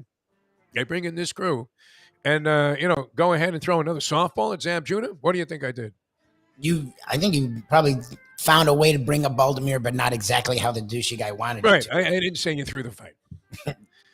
And I kept the job for Yeah. There you go. Good for you. I needed the money desperately, trust me. I presume. Plus, I loved it anyway. I mean, we were all over the place with that stuff. It was great. All right, but I don't think anybody asked Kyrie about that after that 3-point shot. No, do you? They didn't. Anti-Semitism never came up. What was it? What was the name of the film that he was recommending that people? I mean, it wasn't Citizen Kane. Wasn't it a movie? He was saying about people should watch. Whatever Hebrews, something Hebrews. We were the real Hebrews or something. I don't know. Oh, The my God. advocate, the blacks are the real Hebrews. Something. The crossover, things that happen in sport because of all of the wackadoozles that are involved are half of what makes it fun to be a fan. yes. Although, let's face it, we're usually very irritated by this type of person because we want all of our sports stars, to behave like, they were the epitome of class and dignity, which you would expect of all people. No, they don't. But see, in the degenerate aura where we are and genre, that it's Murphy's Law. Whatever can go wrong will go wrong and often does. 100%. And, I guess that's redundant because if it will go wrong, it's going to happen no matter what. And that's what happens. I mean, imagine you have the Patriots laying one in a hook against the Raiders, and you're up 7 with 30 seconds to go, and they throw this pass, and it's out of bounds, and they say, "No, touchdown." Exactly. And you ask yourself, why, God? Why? So you're thinking, okay, I go to overtime, I win if I get a field goal. And his clown does that. Belichick, he was speechless after the game. I know. By his he was comatose, I believe. He needed a cut, man. I mean, it was bad. All right, David Furones joins us just a few minutes here on the show. We'll talk some more football and many other things here on the Defo Show. Tomorrow, Tony Segreto, Old School, will follow the schedule, even during this busy holiday week. A lot of traffic out there yesterday. It took me a long time to get to Coral Springs there to see the great Dr. Jerry Perlmutter. He looked at me and made a face, Lubie. He made one of those faces. Yeah, like when we say, "Hey, have you put sauerkraut on that, Mike?"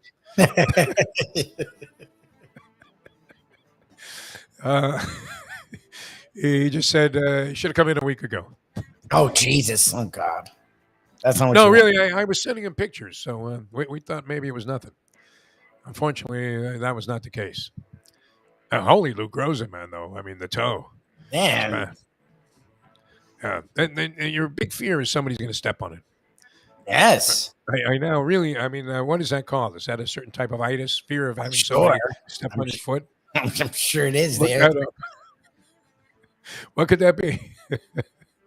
But I have a legitimate fear of somebody stepping on my foot now. All right. We don't want to step all over each other. We're going to get into it with David Furones here in just a few minutes on the Defo Show.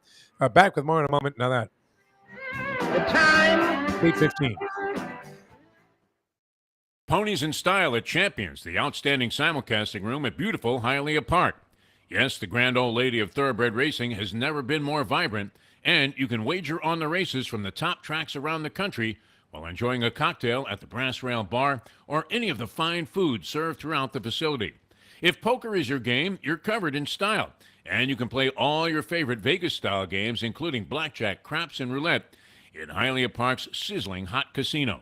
Get a player's card when you walk through the door for all kinds of generous amenities, including our favorite, free play, when you come out to the ultimate casino and entertainment destination, Hialeah Park. Hey folks, Tony Segreto here. You know, since day one, Catholic Health Services has been part of Old School. And since we've started letting people know about them, it's changed their lives. You see, Catholic Health Services, while being recognized as one of the top places for stroke rehab in the country, it's also about a group of people who not just excel in what they do, from the doctors to the nurses to the therapist, on and on and on. It's how they do what they do every single day that separates them from the pack. They do it with a passion, unmatched, and the inclusion of family in every step of the process.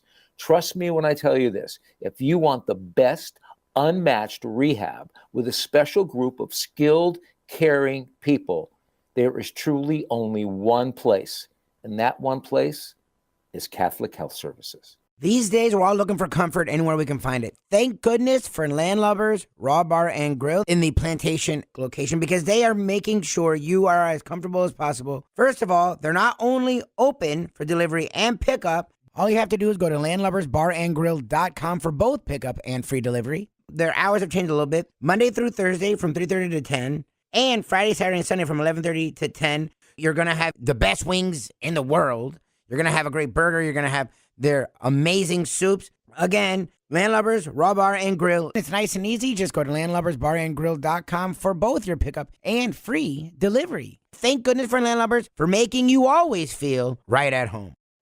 I mean, if you look at our organization today, and you've seen what we've done, from every aspect except on the playing field, we're probably the first-class organization in the National Football League. It's now time for the Defo Show. All right, welcome back to the show. Jeff DeForest, Mike Lubitz with you here on South Florida Live. Appreciate you guys tuning in. And we have to get to the bottom of a lot of things here. As I was thinking, as we're about to introduce David Furones, fine beat writer on the Miami Dolphins beat, and does a great job. Also covered the Canes. That's how we met him, and was always excellent. So we love having him on the air here from the South Florida Sun-Sentinel. And you broke your cherry, so to speak. Was that your first trip to Buffalo, David?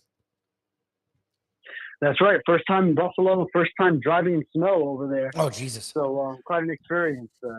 I made it through, though.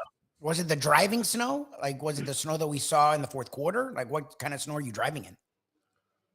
Oh, well, there was snow throughout. The night before, it snowed quite a bit. So I woke up to my rental car being covered in snow. So then I had my first experience grabbing a snow brush and brushing it all off. And I would say it probably dipped it from the roof of the car. It probably was about 8 inches on top of it, maybe even up to a foot that I was brushing off. So yeah, that was something. And I mean, I took all the coaching that I had accepted from a lot of different people, and not hitting the gas too quickly, not braking too quickly in the last second, like a lot of people are known to do in Miami. So I had to really change it up from. You're a Miami kid. Yeah, you're born and raised. Yeah, at least you don't have to worry about people shooting at you in Buffalo. At least. Well, no, that's not true too. I mean, unfortunate, sad. I didn't get hit by a snowball either. An ice. No, were you throwing any snowballs from the press box? and did the press get involved? Well, then after the game, after seeing all the fun that the Buffalo fans were having, then yes, I did go ahead and ball up some snow and decided to just throw it aimlessly somewhere. Nice. And it was fun, even if I didn't hit anybody. All right, now I take it you're not inclined then, or you weren't inclined to, take a look at local real estate, see what houses you're going for while you're up there. Buffalo. Ian from the Sunshine State, as Gordon Solie used to say. Okay, and then beyond that, I mean, entertainment. Young guy, I don't know. Are you married, David? I'm not sure what your status is. Okay, on the prowl. Hot women in Buffalo aren't necessarily congruous. Jesus. Because we always had the image. It used to be great. I was talking about this yesterday, and I was thinking back to how much I enjoyed this. Where whatever it was, the flagship station, it was a long time flagship station. Radio station of the Buffalo Bills used to simulcast with WIOD. We had talk shows on in the evening, and sports talk hadn't really exploded to the level of, it became where, you had 5 or 6 sports talk radio stations. So, and we did this crisscross with the Buffalo guys where fans would call in and take turns insulting each other. And I would have to say, I mean, it was an ugly picture that the South Florida fans painted of the Buffalonians, and I think they were right. Like, is everybody fat there? Did you notice that? I don't want to say too much, but I did plan the trip to spend as little time as possible between getting in late Friday night and then leaving early Sunday morning. Yeah. Whereas some other cities, and maybe I'm trying to take some flights that are that leave me in the city a little bit longer. But I mean, I think it also worked out that way just based on the airfare that I was seeing, trying to do well for my company. So there were a lot of factors that went into it. I can't remember if our sports writing food critic friend, the great Mike Mayo, if he went to the Anchor. I believe Dave Hyde. We had a straight to the Anchor. Yeah, they both were together in Buffalo, and they talked about their times in Buffalo together. Okay. Yeah, I mean, did you go to the Anchor and have some chicken wings? No, I've heard of the Anchor though. Last year when I went, last year was my first trip there, and it wasn't snowing because it was Halloween, of middle of the football season. But I did go to Bada Bing, a sports bar, and I enjoyed that. Watched the college football the day before the Dolphins Bills game. So I do remember that establishment in downtown Buffalo was pretty good. It's also cool, like Buffalo. I guess one of the great aspects, because I used to like this game, and Lubie claims to be fairly accomplished at it. But like the post office has 6 lanes of a bowling alley. I mean, you could bowl. I mean, is that true? It's like Don Carter took over the city. Is there a bowling alley on every corner as opposed to an arena or a 7-Eleven like there is here in South Florida? I don't even. I'm not sure. I saw a bowling alley. I stayed close to the airport, and then it was a drive to quickly get on the highway and then get down to the stadium and then go back. And a lot of stuff was covered in snow, so I may have missed. Okay, yeah, because my impression was they had like 2 lanes right there. As soon as you got off the runway, you could go ahead and throw a couple of frames before you got your luggage. All right, let's talk about this game. When you listen to Mike McDaniel, I mean, as opposed to, I was thinking about Bum Phillips and how he had his own unique language. And, of course, we do a lot of these quotes on our trivia show for many, many years. And one of my favorites of all time came from Bum Phillips when he was asked how come he always took his wife with him on road trips. Bum Phillips on the Johnny Carson show said, because she's too ugly to kiss goodbye while she was sitting there. Now, I mean, are we not seeing various extrapolations of this kind of thinking from Mike McDaniel in any interview situation that he's in? I mean, it does seem like you're listening to like, one of the old, ancient Greek philosophers, does it not?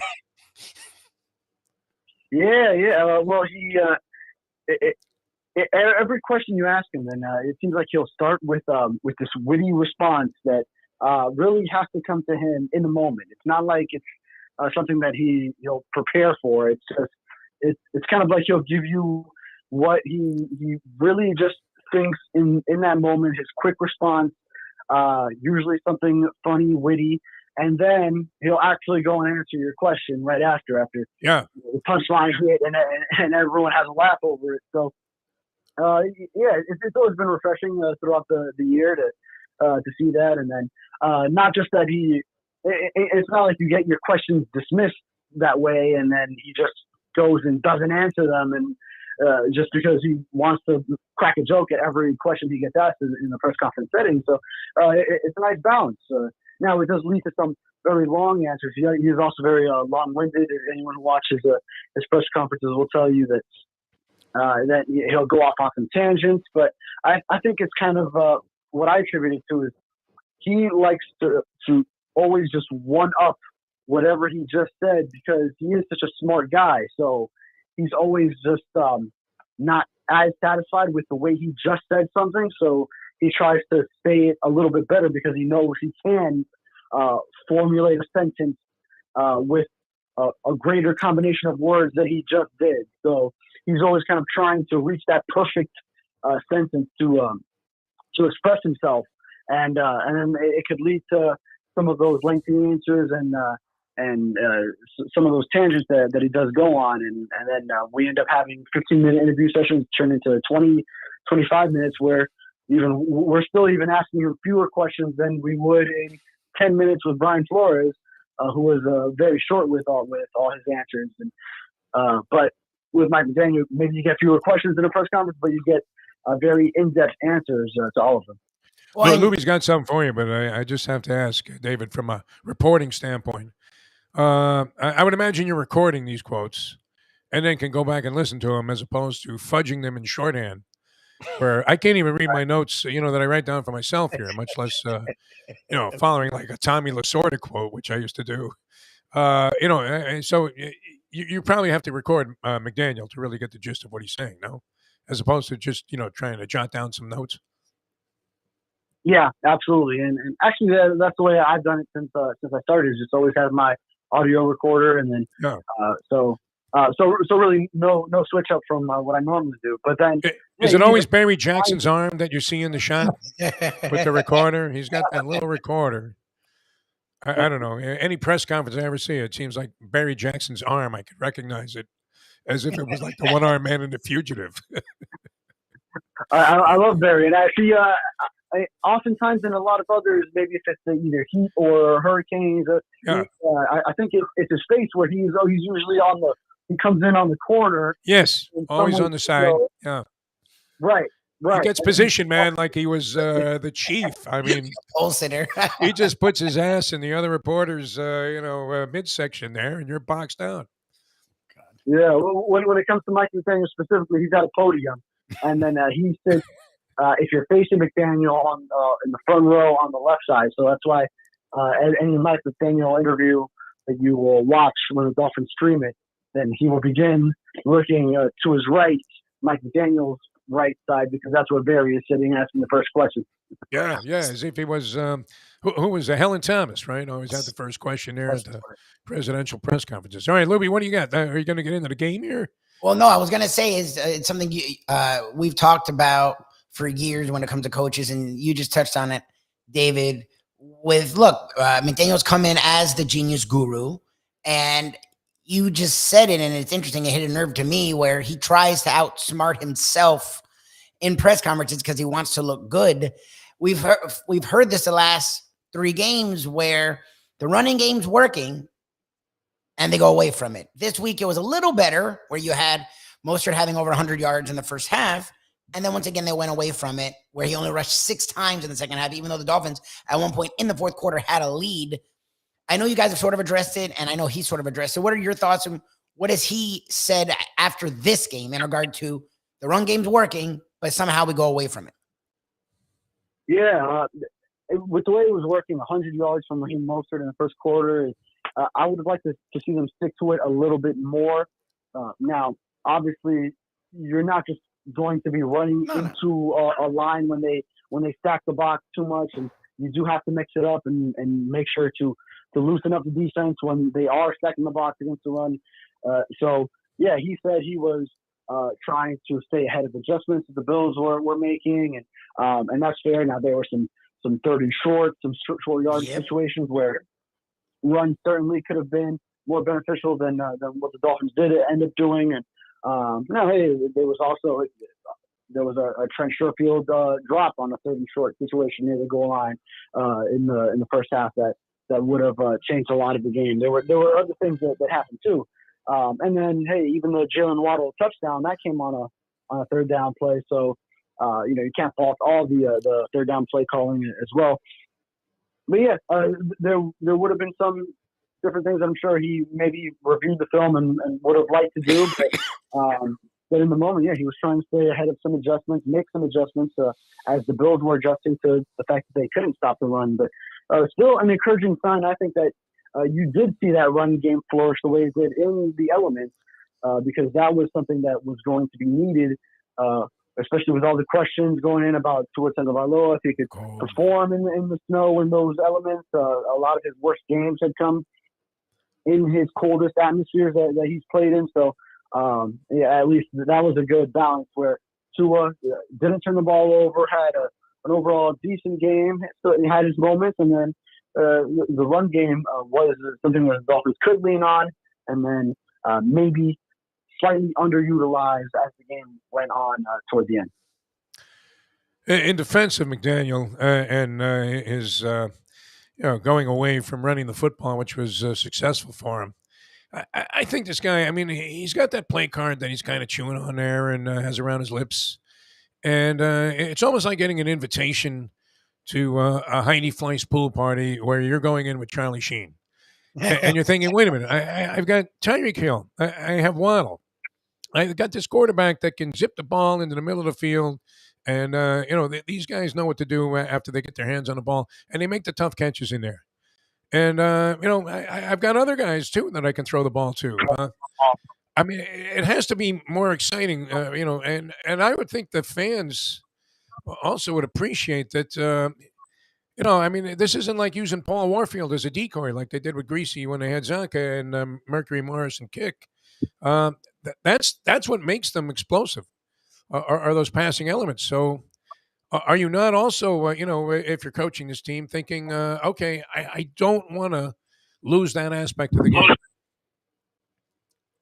Certainly, that's what your offense. I don't want to say based off of, but because Mike McDaniel has in the past had this wide zone run based offense with the 49ers, but that's those are your top weapons right there. It's Tyreek Hill and Jalen Waddle. So you definitely don't want to just go away from them. That would be foolish as well. So yeah, I think there was a balance that had to be struck in that game, and to an extent they did find it, and it did result in 29 points being scored at Buffalo against very good defense in some of those elements, and then obviously a lot can also be a lot of the blame can be placed on the defense, and really just Josh Allen's brilliance too. You have to give credit to the opponent.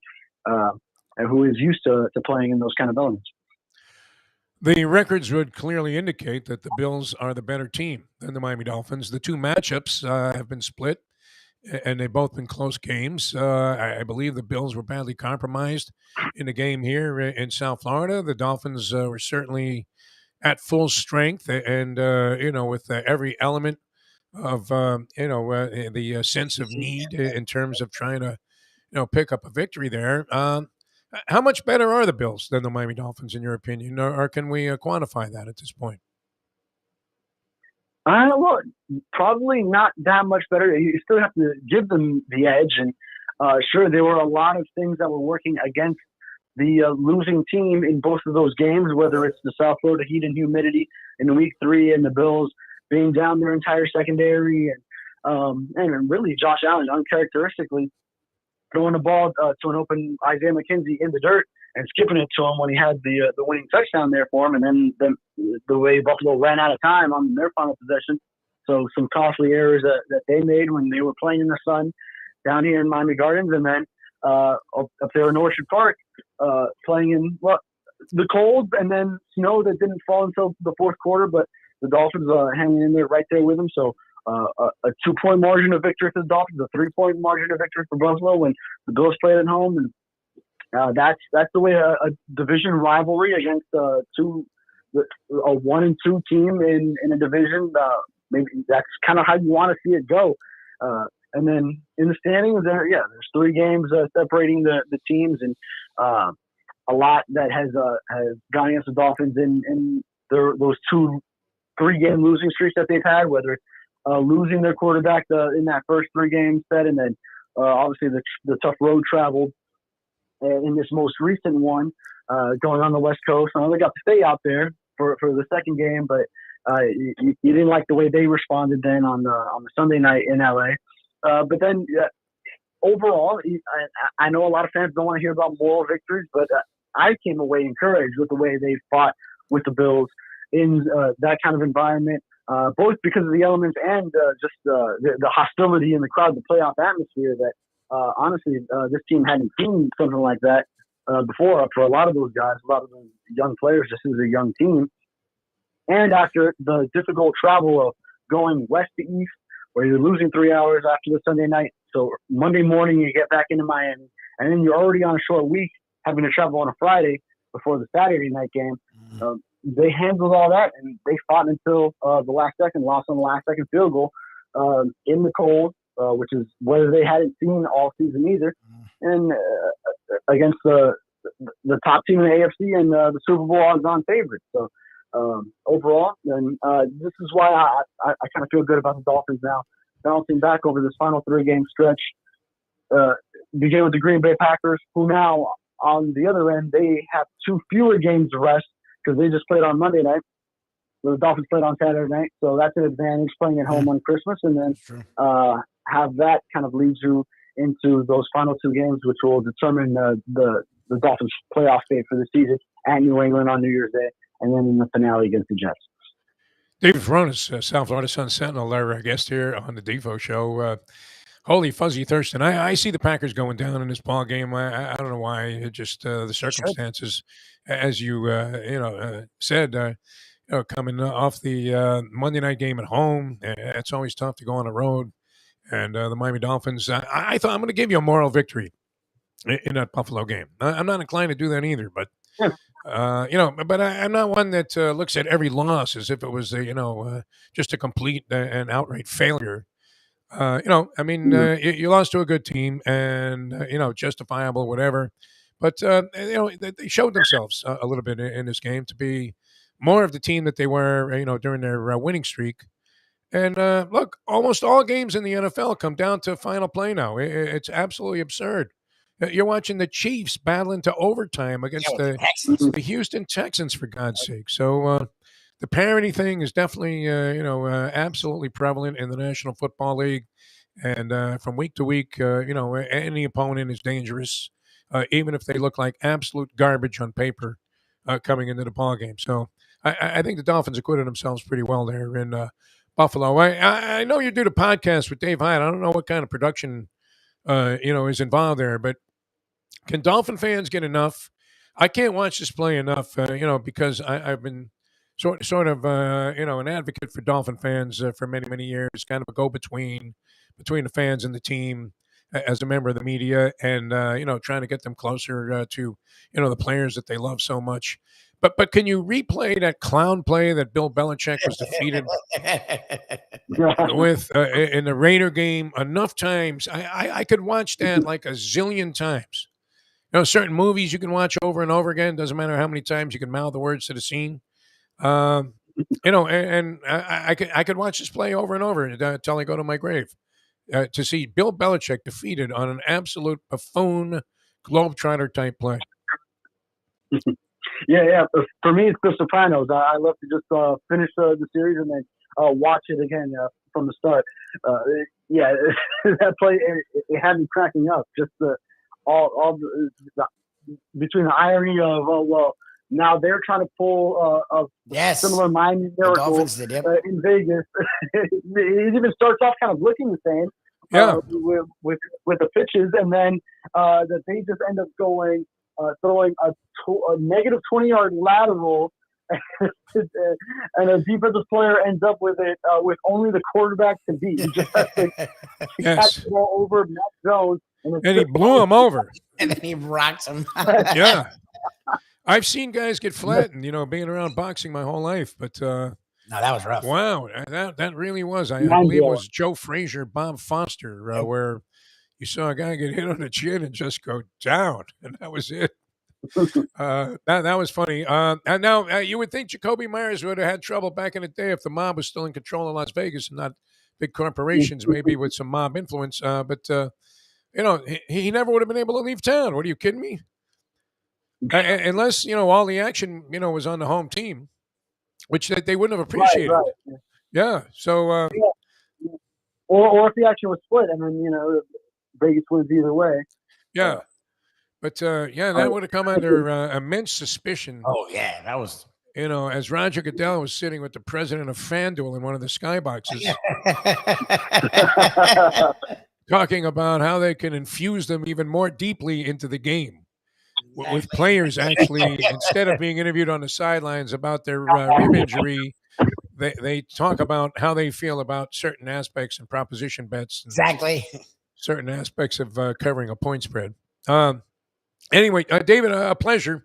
So what do you think? Do we get number 9 here? Do we cover the over? We recommended the over with just absolute 1,000% conviction at the beginning of the year. Even a very curmudgeon like Mike Mayo, whom not to necessarily be a bandwagon jumper on Euphoria, said, hey, yeah, I'm going with the over. I see your point, guys. 8.5. 3 games left. Now, I'm thinking they're better than the Patriots. They're better than the Jets, and they will beat the Green Bay Packers. Can we peel off 3 in a row here, in your opinion? I could see that, and then I could see that or 2-1. Honestly, I don't see this team going 1-2 or losing all 3. So and I think most combinations of the 2-1 will get you into the playoffs, and then definitely if you win the last 2, then you're the Dolphins are getting in. So.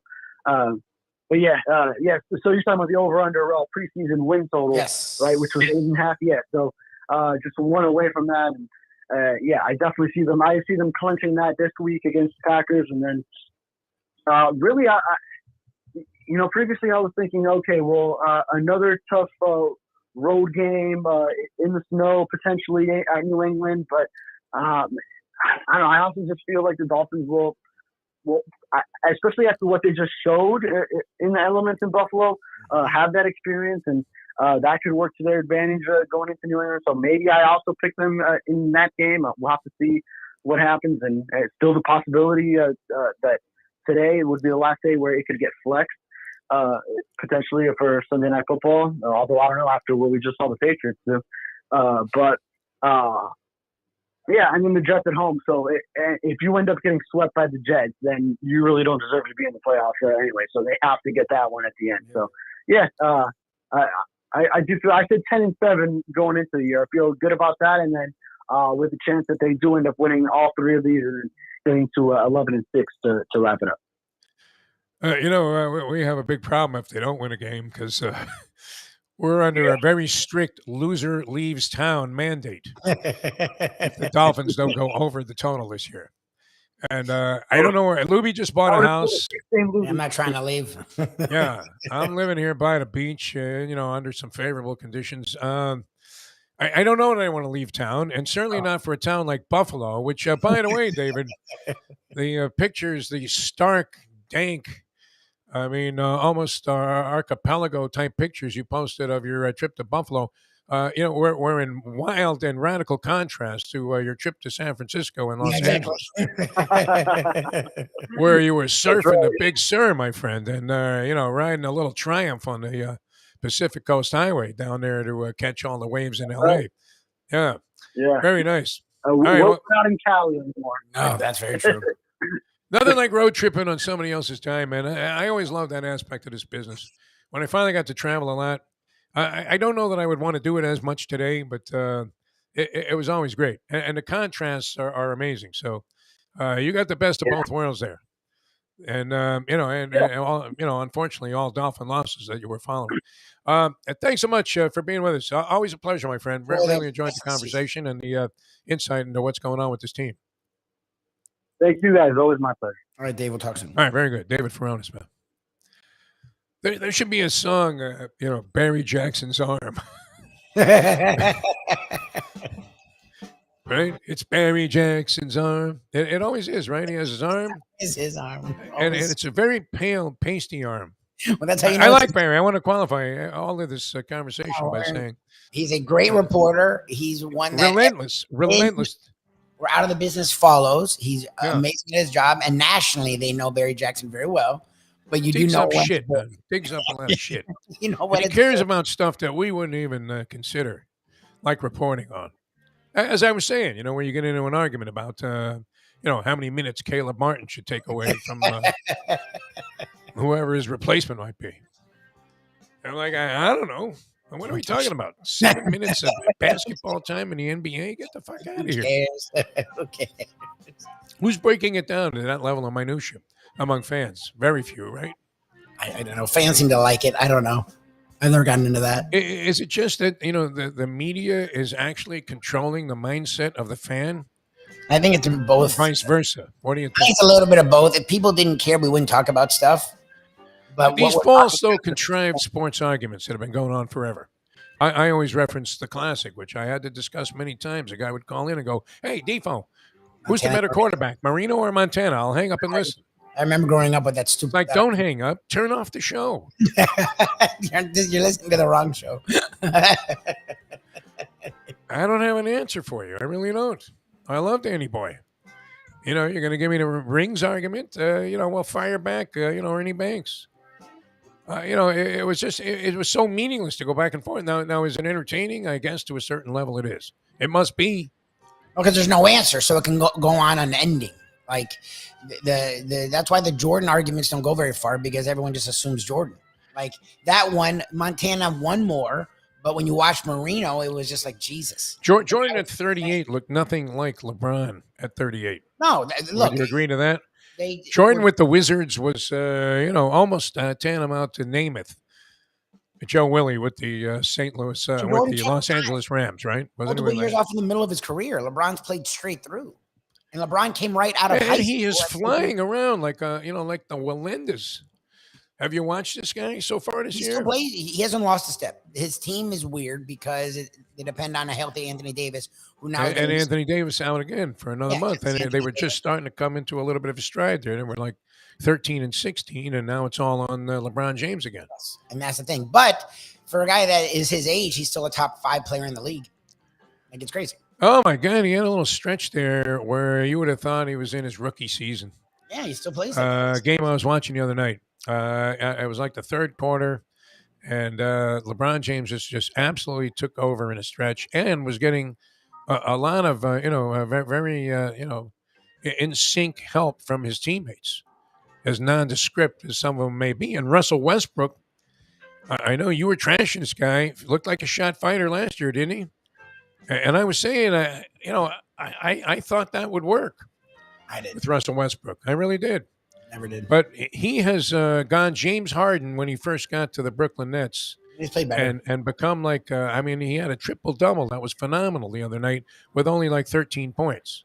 That's what an economical number of shots. Yeah, that's what he needs to do is not jack up threes. If he wants to get to the basket or facilitate, he's as good as anybody, even still. So there was a spark there. And then, of course, Anthony Davis, I saw him. I saw him coming into the arena, so I thought, wow, yeah, he was ready to play that night. And then I didn't see him in the game. This was the second half. And I thought, where is this guy? Is he sitting out? He wouldn't be resting. He's hurt. Always. And, sure enough, he stepped on some guy's ankle or did something. And like me, 4 to 6 weeks. So I'm on the same level as Anthony Davis, right? Yes. In terms of my ability to help the Lakers right now. Exactly. All right. We're coming back with more. We'll wrap things up. Jimmy Johnson's Big Chill. Wow, must be cranking down there. Yes, you sir. heard John Jimmy talking about, I'm always jealous when John slips in that he was down there for the weekend. Jimmy. Because, wow, what a fantastic way to spend a weekend. No rocks, no hidden rocks out there in the water. You don't have to worry about burying yourself for 4 to 6 weeks. If you're, getting into the golf there at Jimmy Johnson's Big Chill, a little beach right there. Or, you got the swimming pool. You got all kinds of great stuff at the bar. Tremendous cocktails, great service. Very innovative food items. A lot of stuff you won't find anywhere else in the Keys, including their specialty pizzas, which, as we often recommend, the Italian fisherman, just the very nature of it. Trust me. I want to pull a Segredo here and say, trust me when I tell you, my friends. Right? Can I steal from Tony? Yeah, why not? It's a part of our show. Yeah. Trust me when I tell you that this thing is a mind blower. It really is.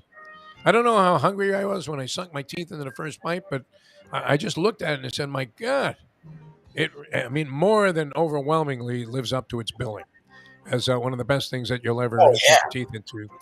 Anyway, and you won't find that anywhere else in the Keys. Nope. Key Largo, mile marker 104, the Overseas Highway. Easy to find. If you're heading south right there, make a right into Jimmy Johnson's Big Chill. You will just absolutely love everything about it. Great place to catch sports as well and chill out in the sunshine at Jimmy Johnson's Big Chill, mile marker 104, the Overseas Highway in Key Largo. All right, back with more here on the Defo Show in a moment. Now that. The time. Exploring Buffalo, man. Maybe they should do that. Like Stanley Tucci. They should make it like a nature show. Fucking guy with snowshoes. See if you can make it out alive. Really, it pays to have 2 tennis rackets there because you can use them as snowshoes most of the year. If you're on a tennis team at the University of Buffalo, do you play? There's a question for Jim Sarney. Do you ever play a match?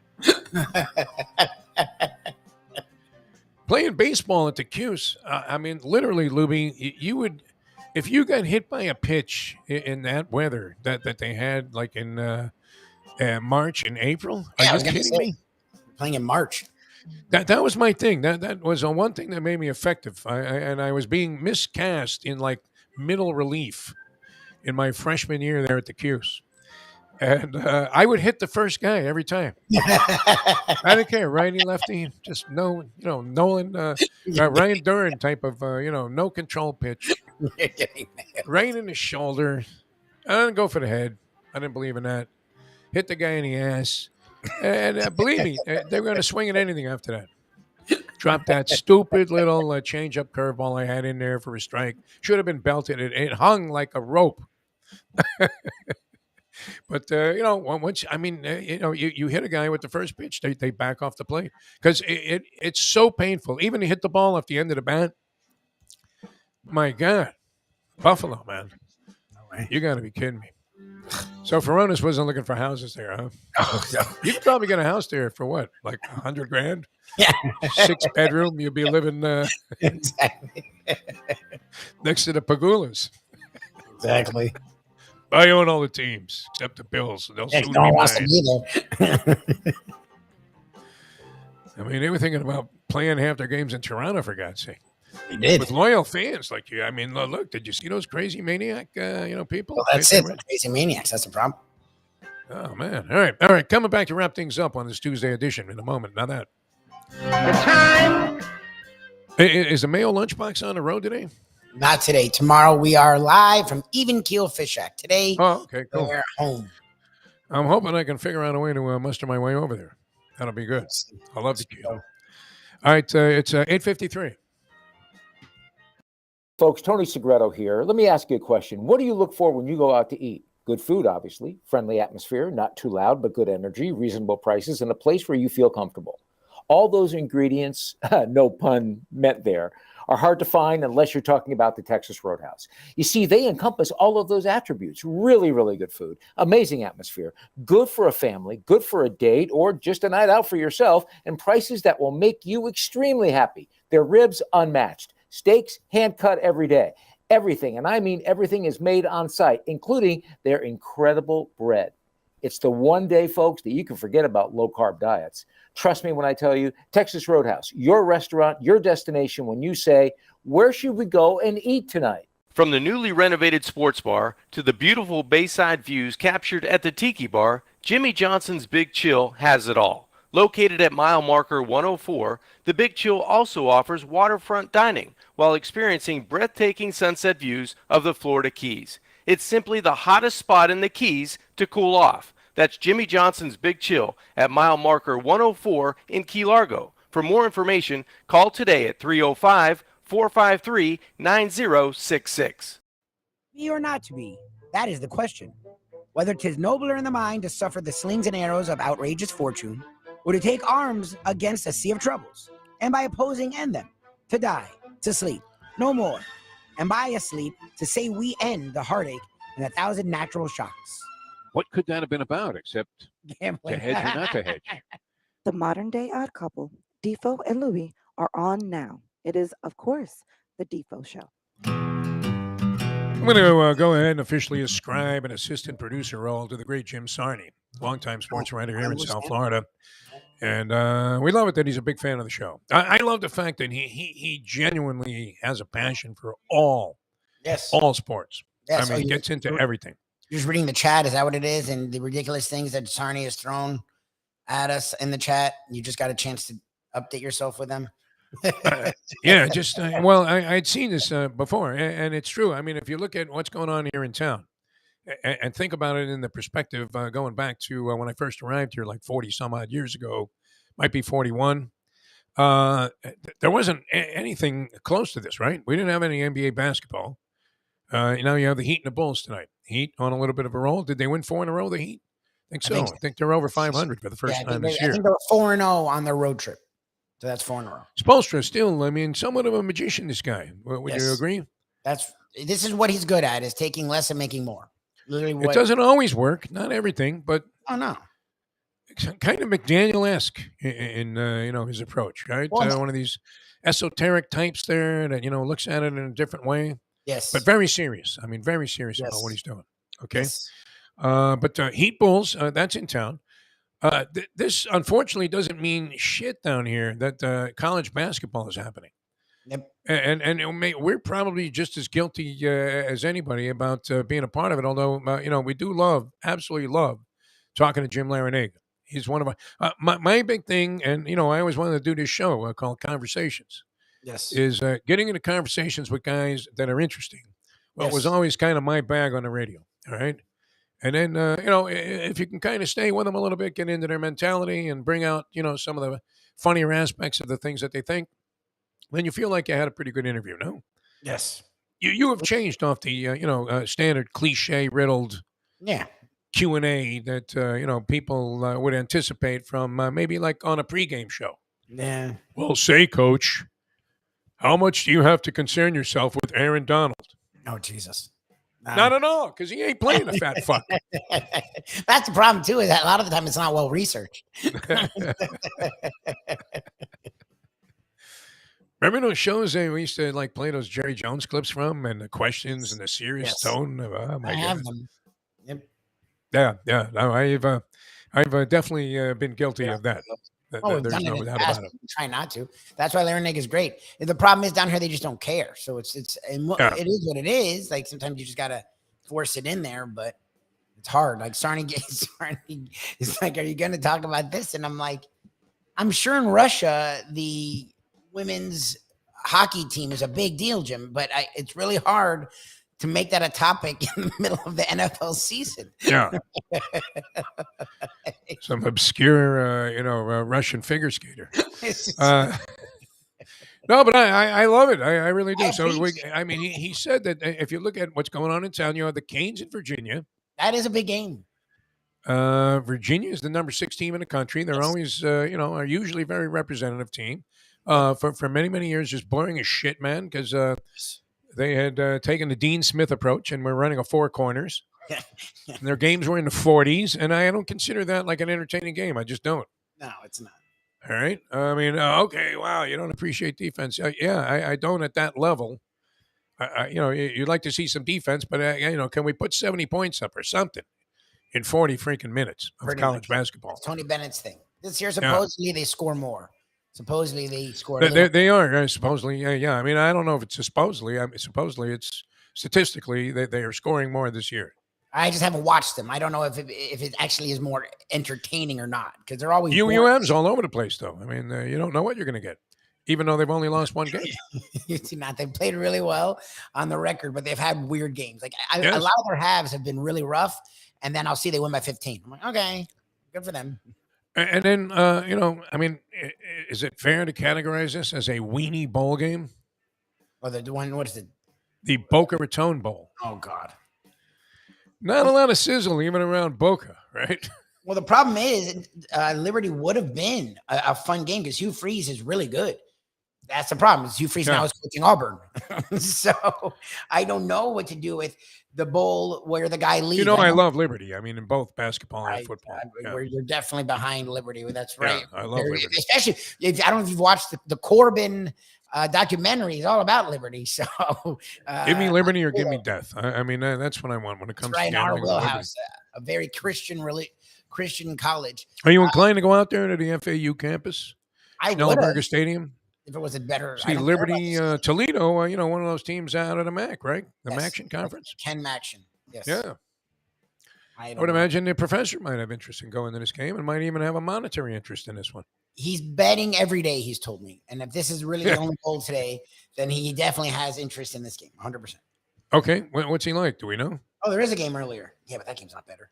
That's the thing. I remember he has a theory on like when a coach leaves, but I feel like a lot of the time he thinks that team will actually play better. Oh, yeah. They do. Yeah, because they're pissed. Yeah, they're like, fuck you. And they rally together, and then you see you lying motherfucker. You said you would be there forever. You told my mother over a slice of meatloaf you would never leave. You lying cocksucker. Please come back. Now let's go beat the crap out of Toledo. Now let's go. We got you back into the game, you cheating MF. We put a picture of Freeze up on the wall, and that's all that. He just points. This guy, screw him. Think about him. This is in Boca, no less. This is going on. It's like Boca. Whatever. A Gucci sale, I think, would draw more interest, no? Oh, for sure. They don't sell if they were administering free shots of collagen and Botox. Will there be a collagen stand? That's the thing. They should just have a FAU Stadium there, Schnellenberger Field. Right? You got cocktails over here, and you got like a... they set up the things. Plastic surgeon over here. Coke. Then there's Dr. Schwartz. They have the little booths. You might be able to throw a football. They got like plastic surgery going on right there. Some woman's having her nose moved over like she was Larry Zonka. So I guess I'm not inclined to go to that ball game. I'm probably going to miss that one. I might miss it on TV. I told Sarny Toledo I may be leaning Liberty just on the screw you, Hugh Freeze.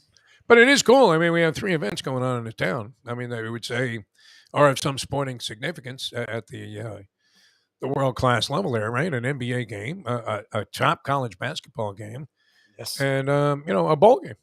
Yes, Not those are too big shabby. deals. In most towns, that would be a big deal. This is a vast wasteland. Yeah. We'll talk about them at all. It's not fair to say nobody gives a shit about any of them, is it? I mean, did the Canes sell out their basketball games now at this new arena, which I have no idea what the name of it is. It's changed a few times. What is the Canes? Oh, I think this, what is his name? Bankman Freud or whatever, Freed.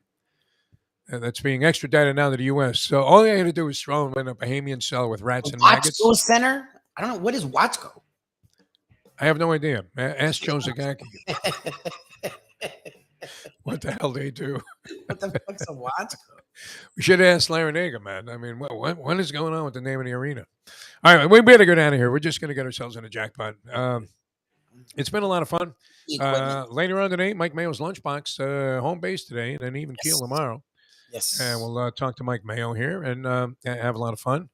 I would imagine he'll be dining. Now, I'm going to have to go on a very strict and because you can't walk. Tough diet, without the walk of life. That was keeping me in shape. So Keel's a place. It's a lot of seafood. They do a lot with vegetables. Even Keel may actually be a good move for you. You're not going to huck the steamed vegetables at Even Keel now, are you? No, but they do arugula. He's always throwing arugula. No, he's big with arugula, man. So that's what I'm saying. And he does a fish. There's always some kind of a fish that he does something really creative with. You know who loves the word arugula? Frank Caliendo. Oh, really? Oh, remember he used to come on the show and just say arugula, some kind of weird voice. All right, we'll see you guys later on today. Mike Mayo's Lunchbox, 12 o'clock today. Thanks to everybody on the chat line. Appreciate you guys tuning in. Louie, great job. It was a lot of fun being back with you here. The voice is starting to come back. Thank God. So we're making a move, and the toe broken in 2 places, a hopeless proposition. 4 to 6 weeks IR. I could do you in, huh? Please let it heal. I'll do my best. I don't know what I can do. I mean, this funky shoe, I'm not a big fan of. But do I wear it around the house? I mean, I don't. Just let it heal. Don't do too much because you can make things worse, as you've realized. Yeah. Don't step on my toe. Yeah. I can concentrate more on my work. All right. See you next time as we leave it on that. The time. Thing with Big Jack better come through. So, Big Jack, help. It's 9:04. Let's go to eat a damn snack. Look what they done to my soul.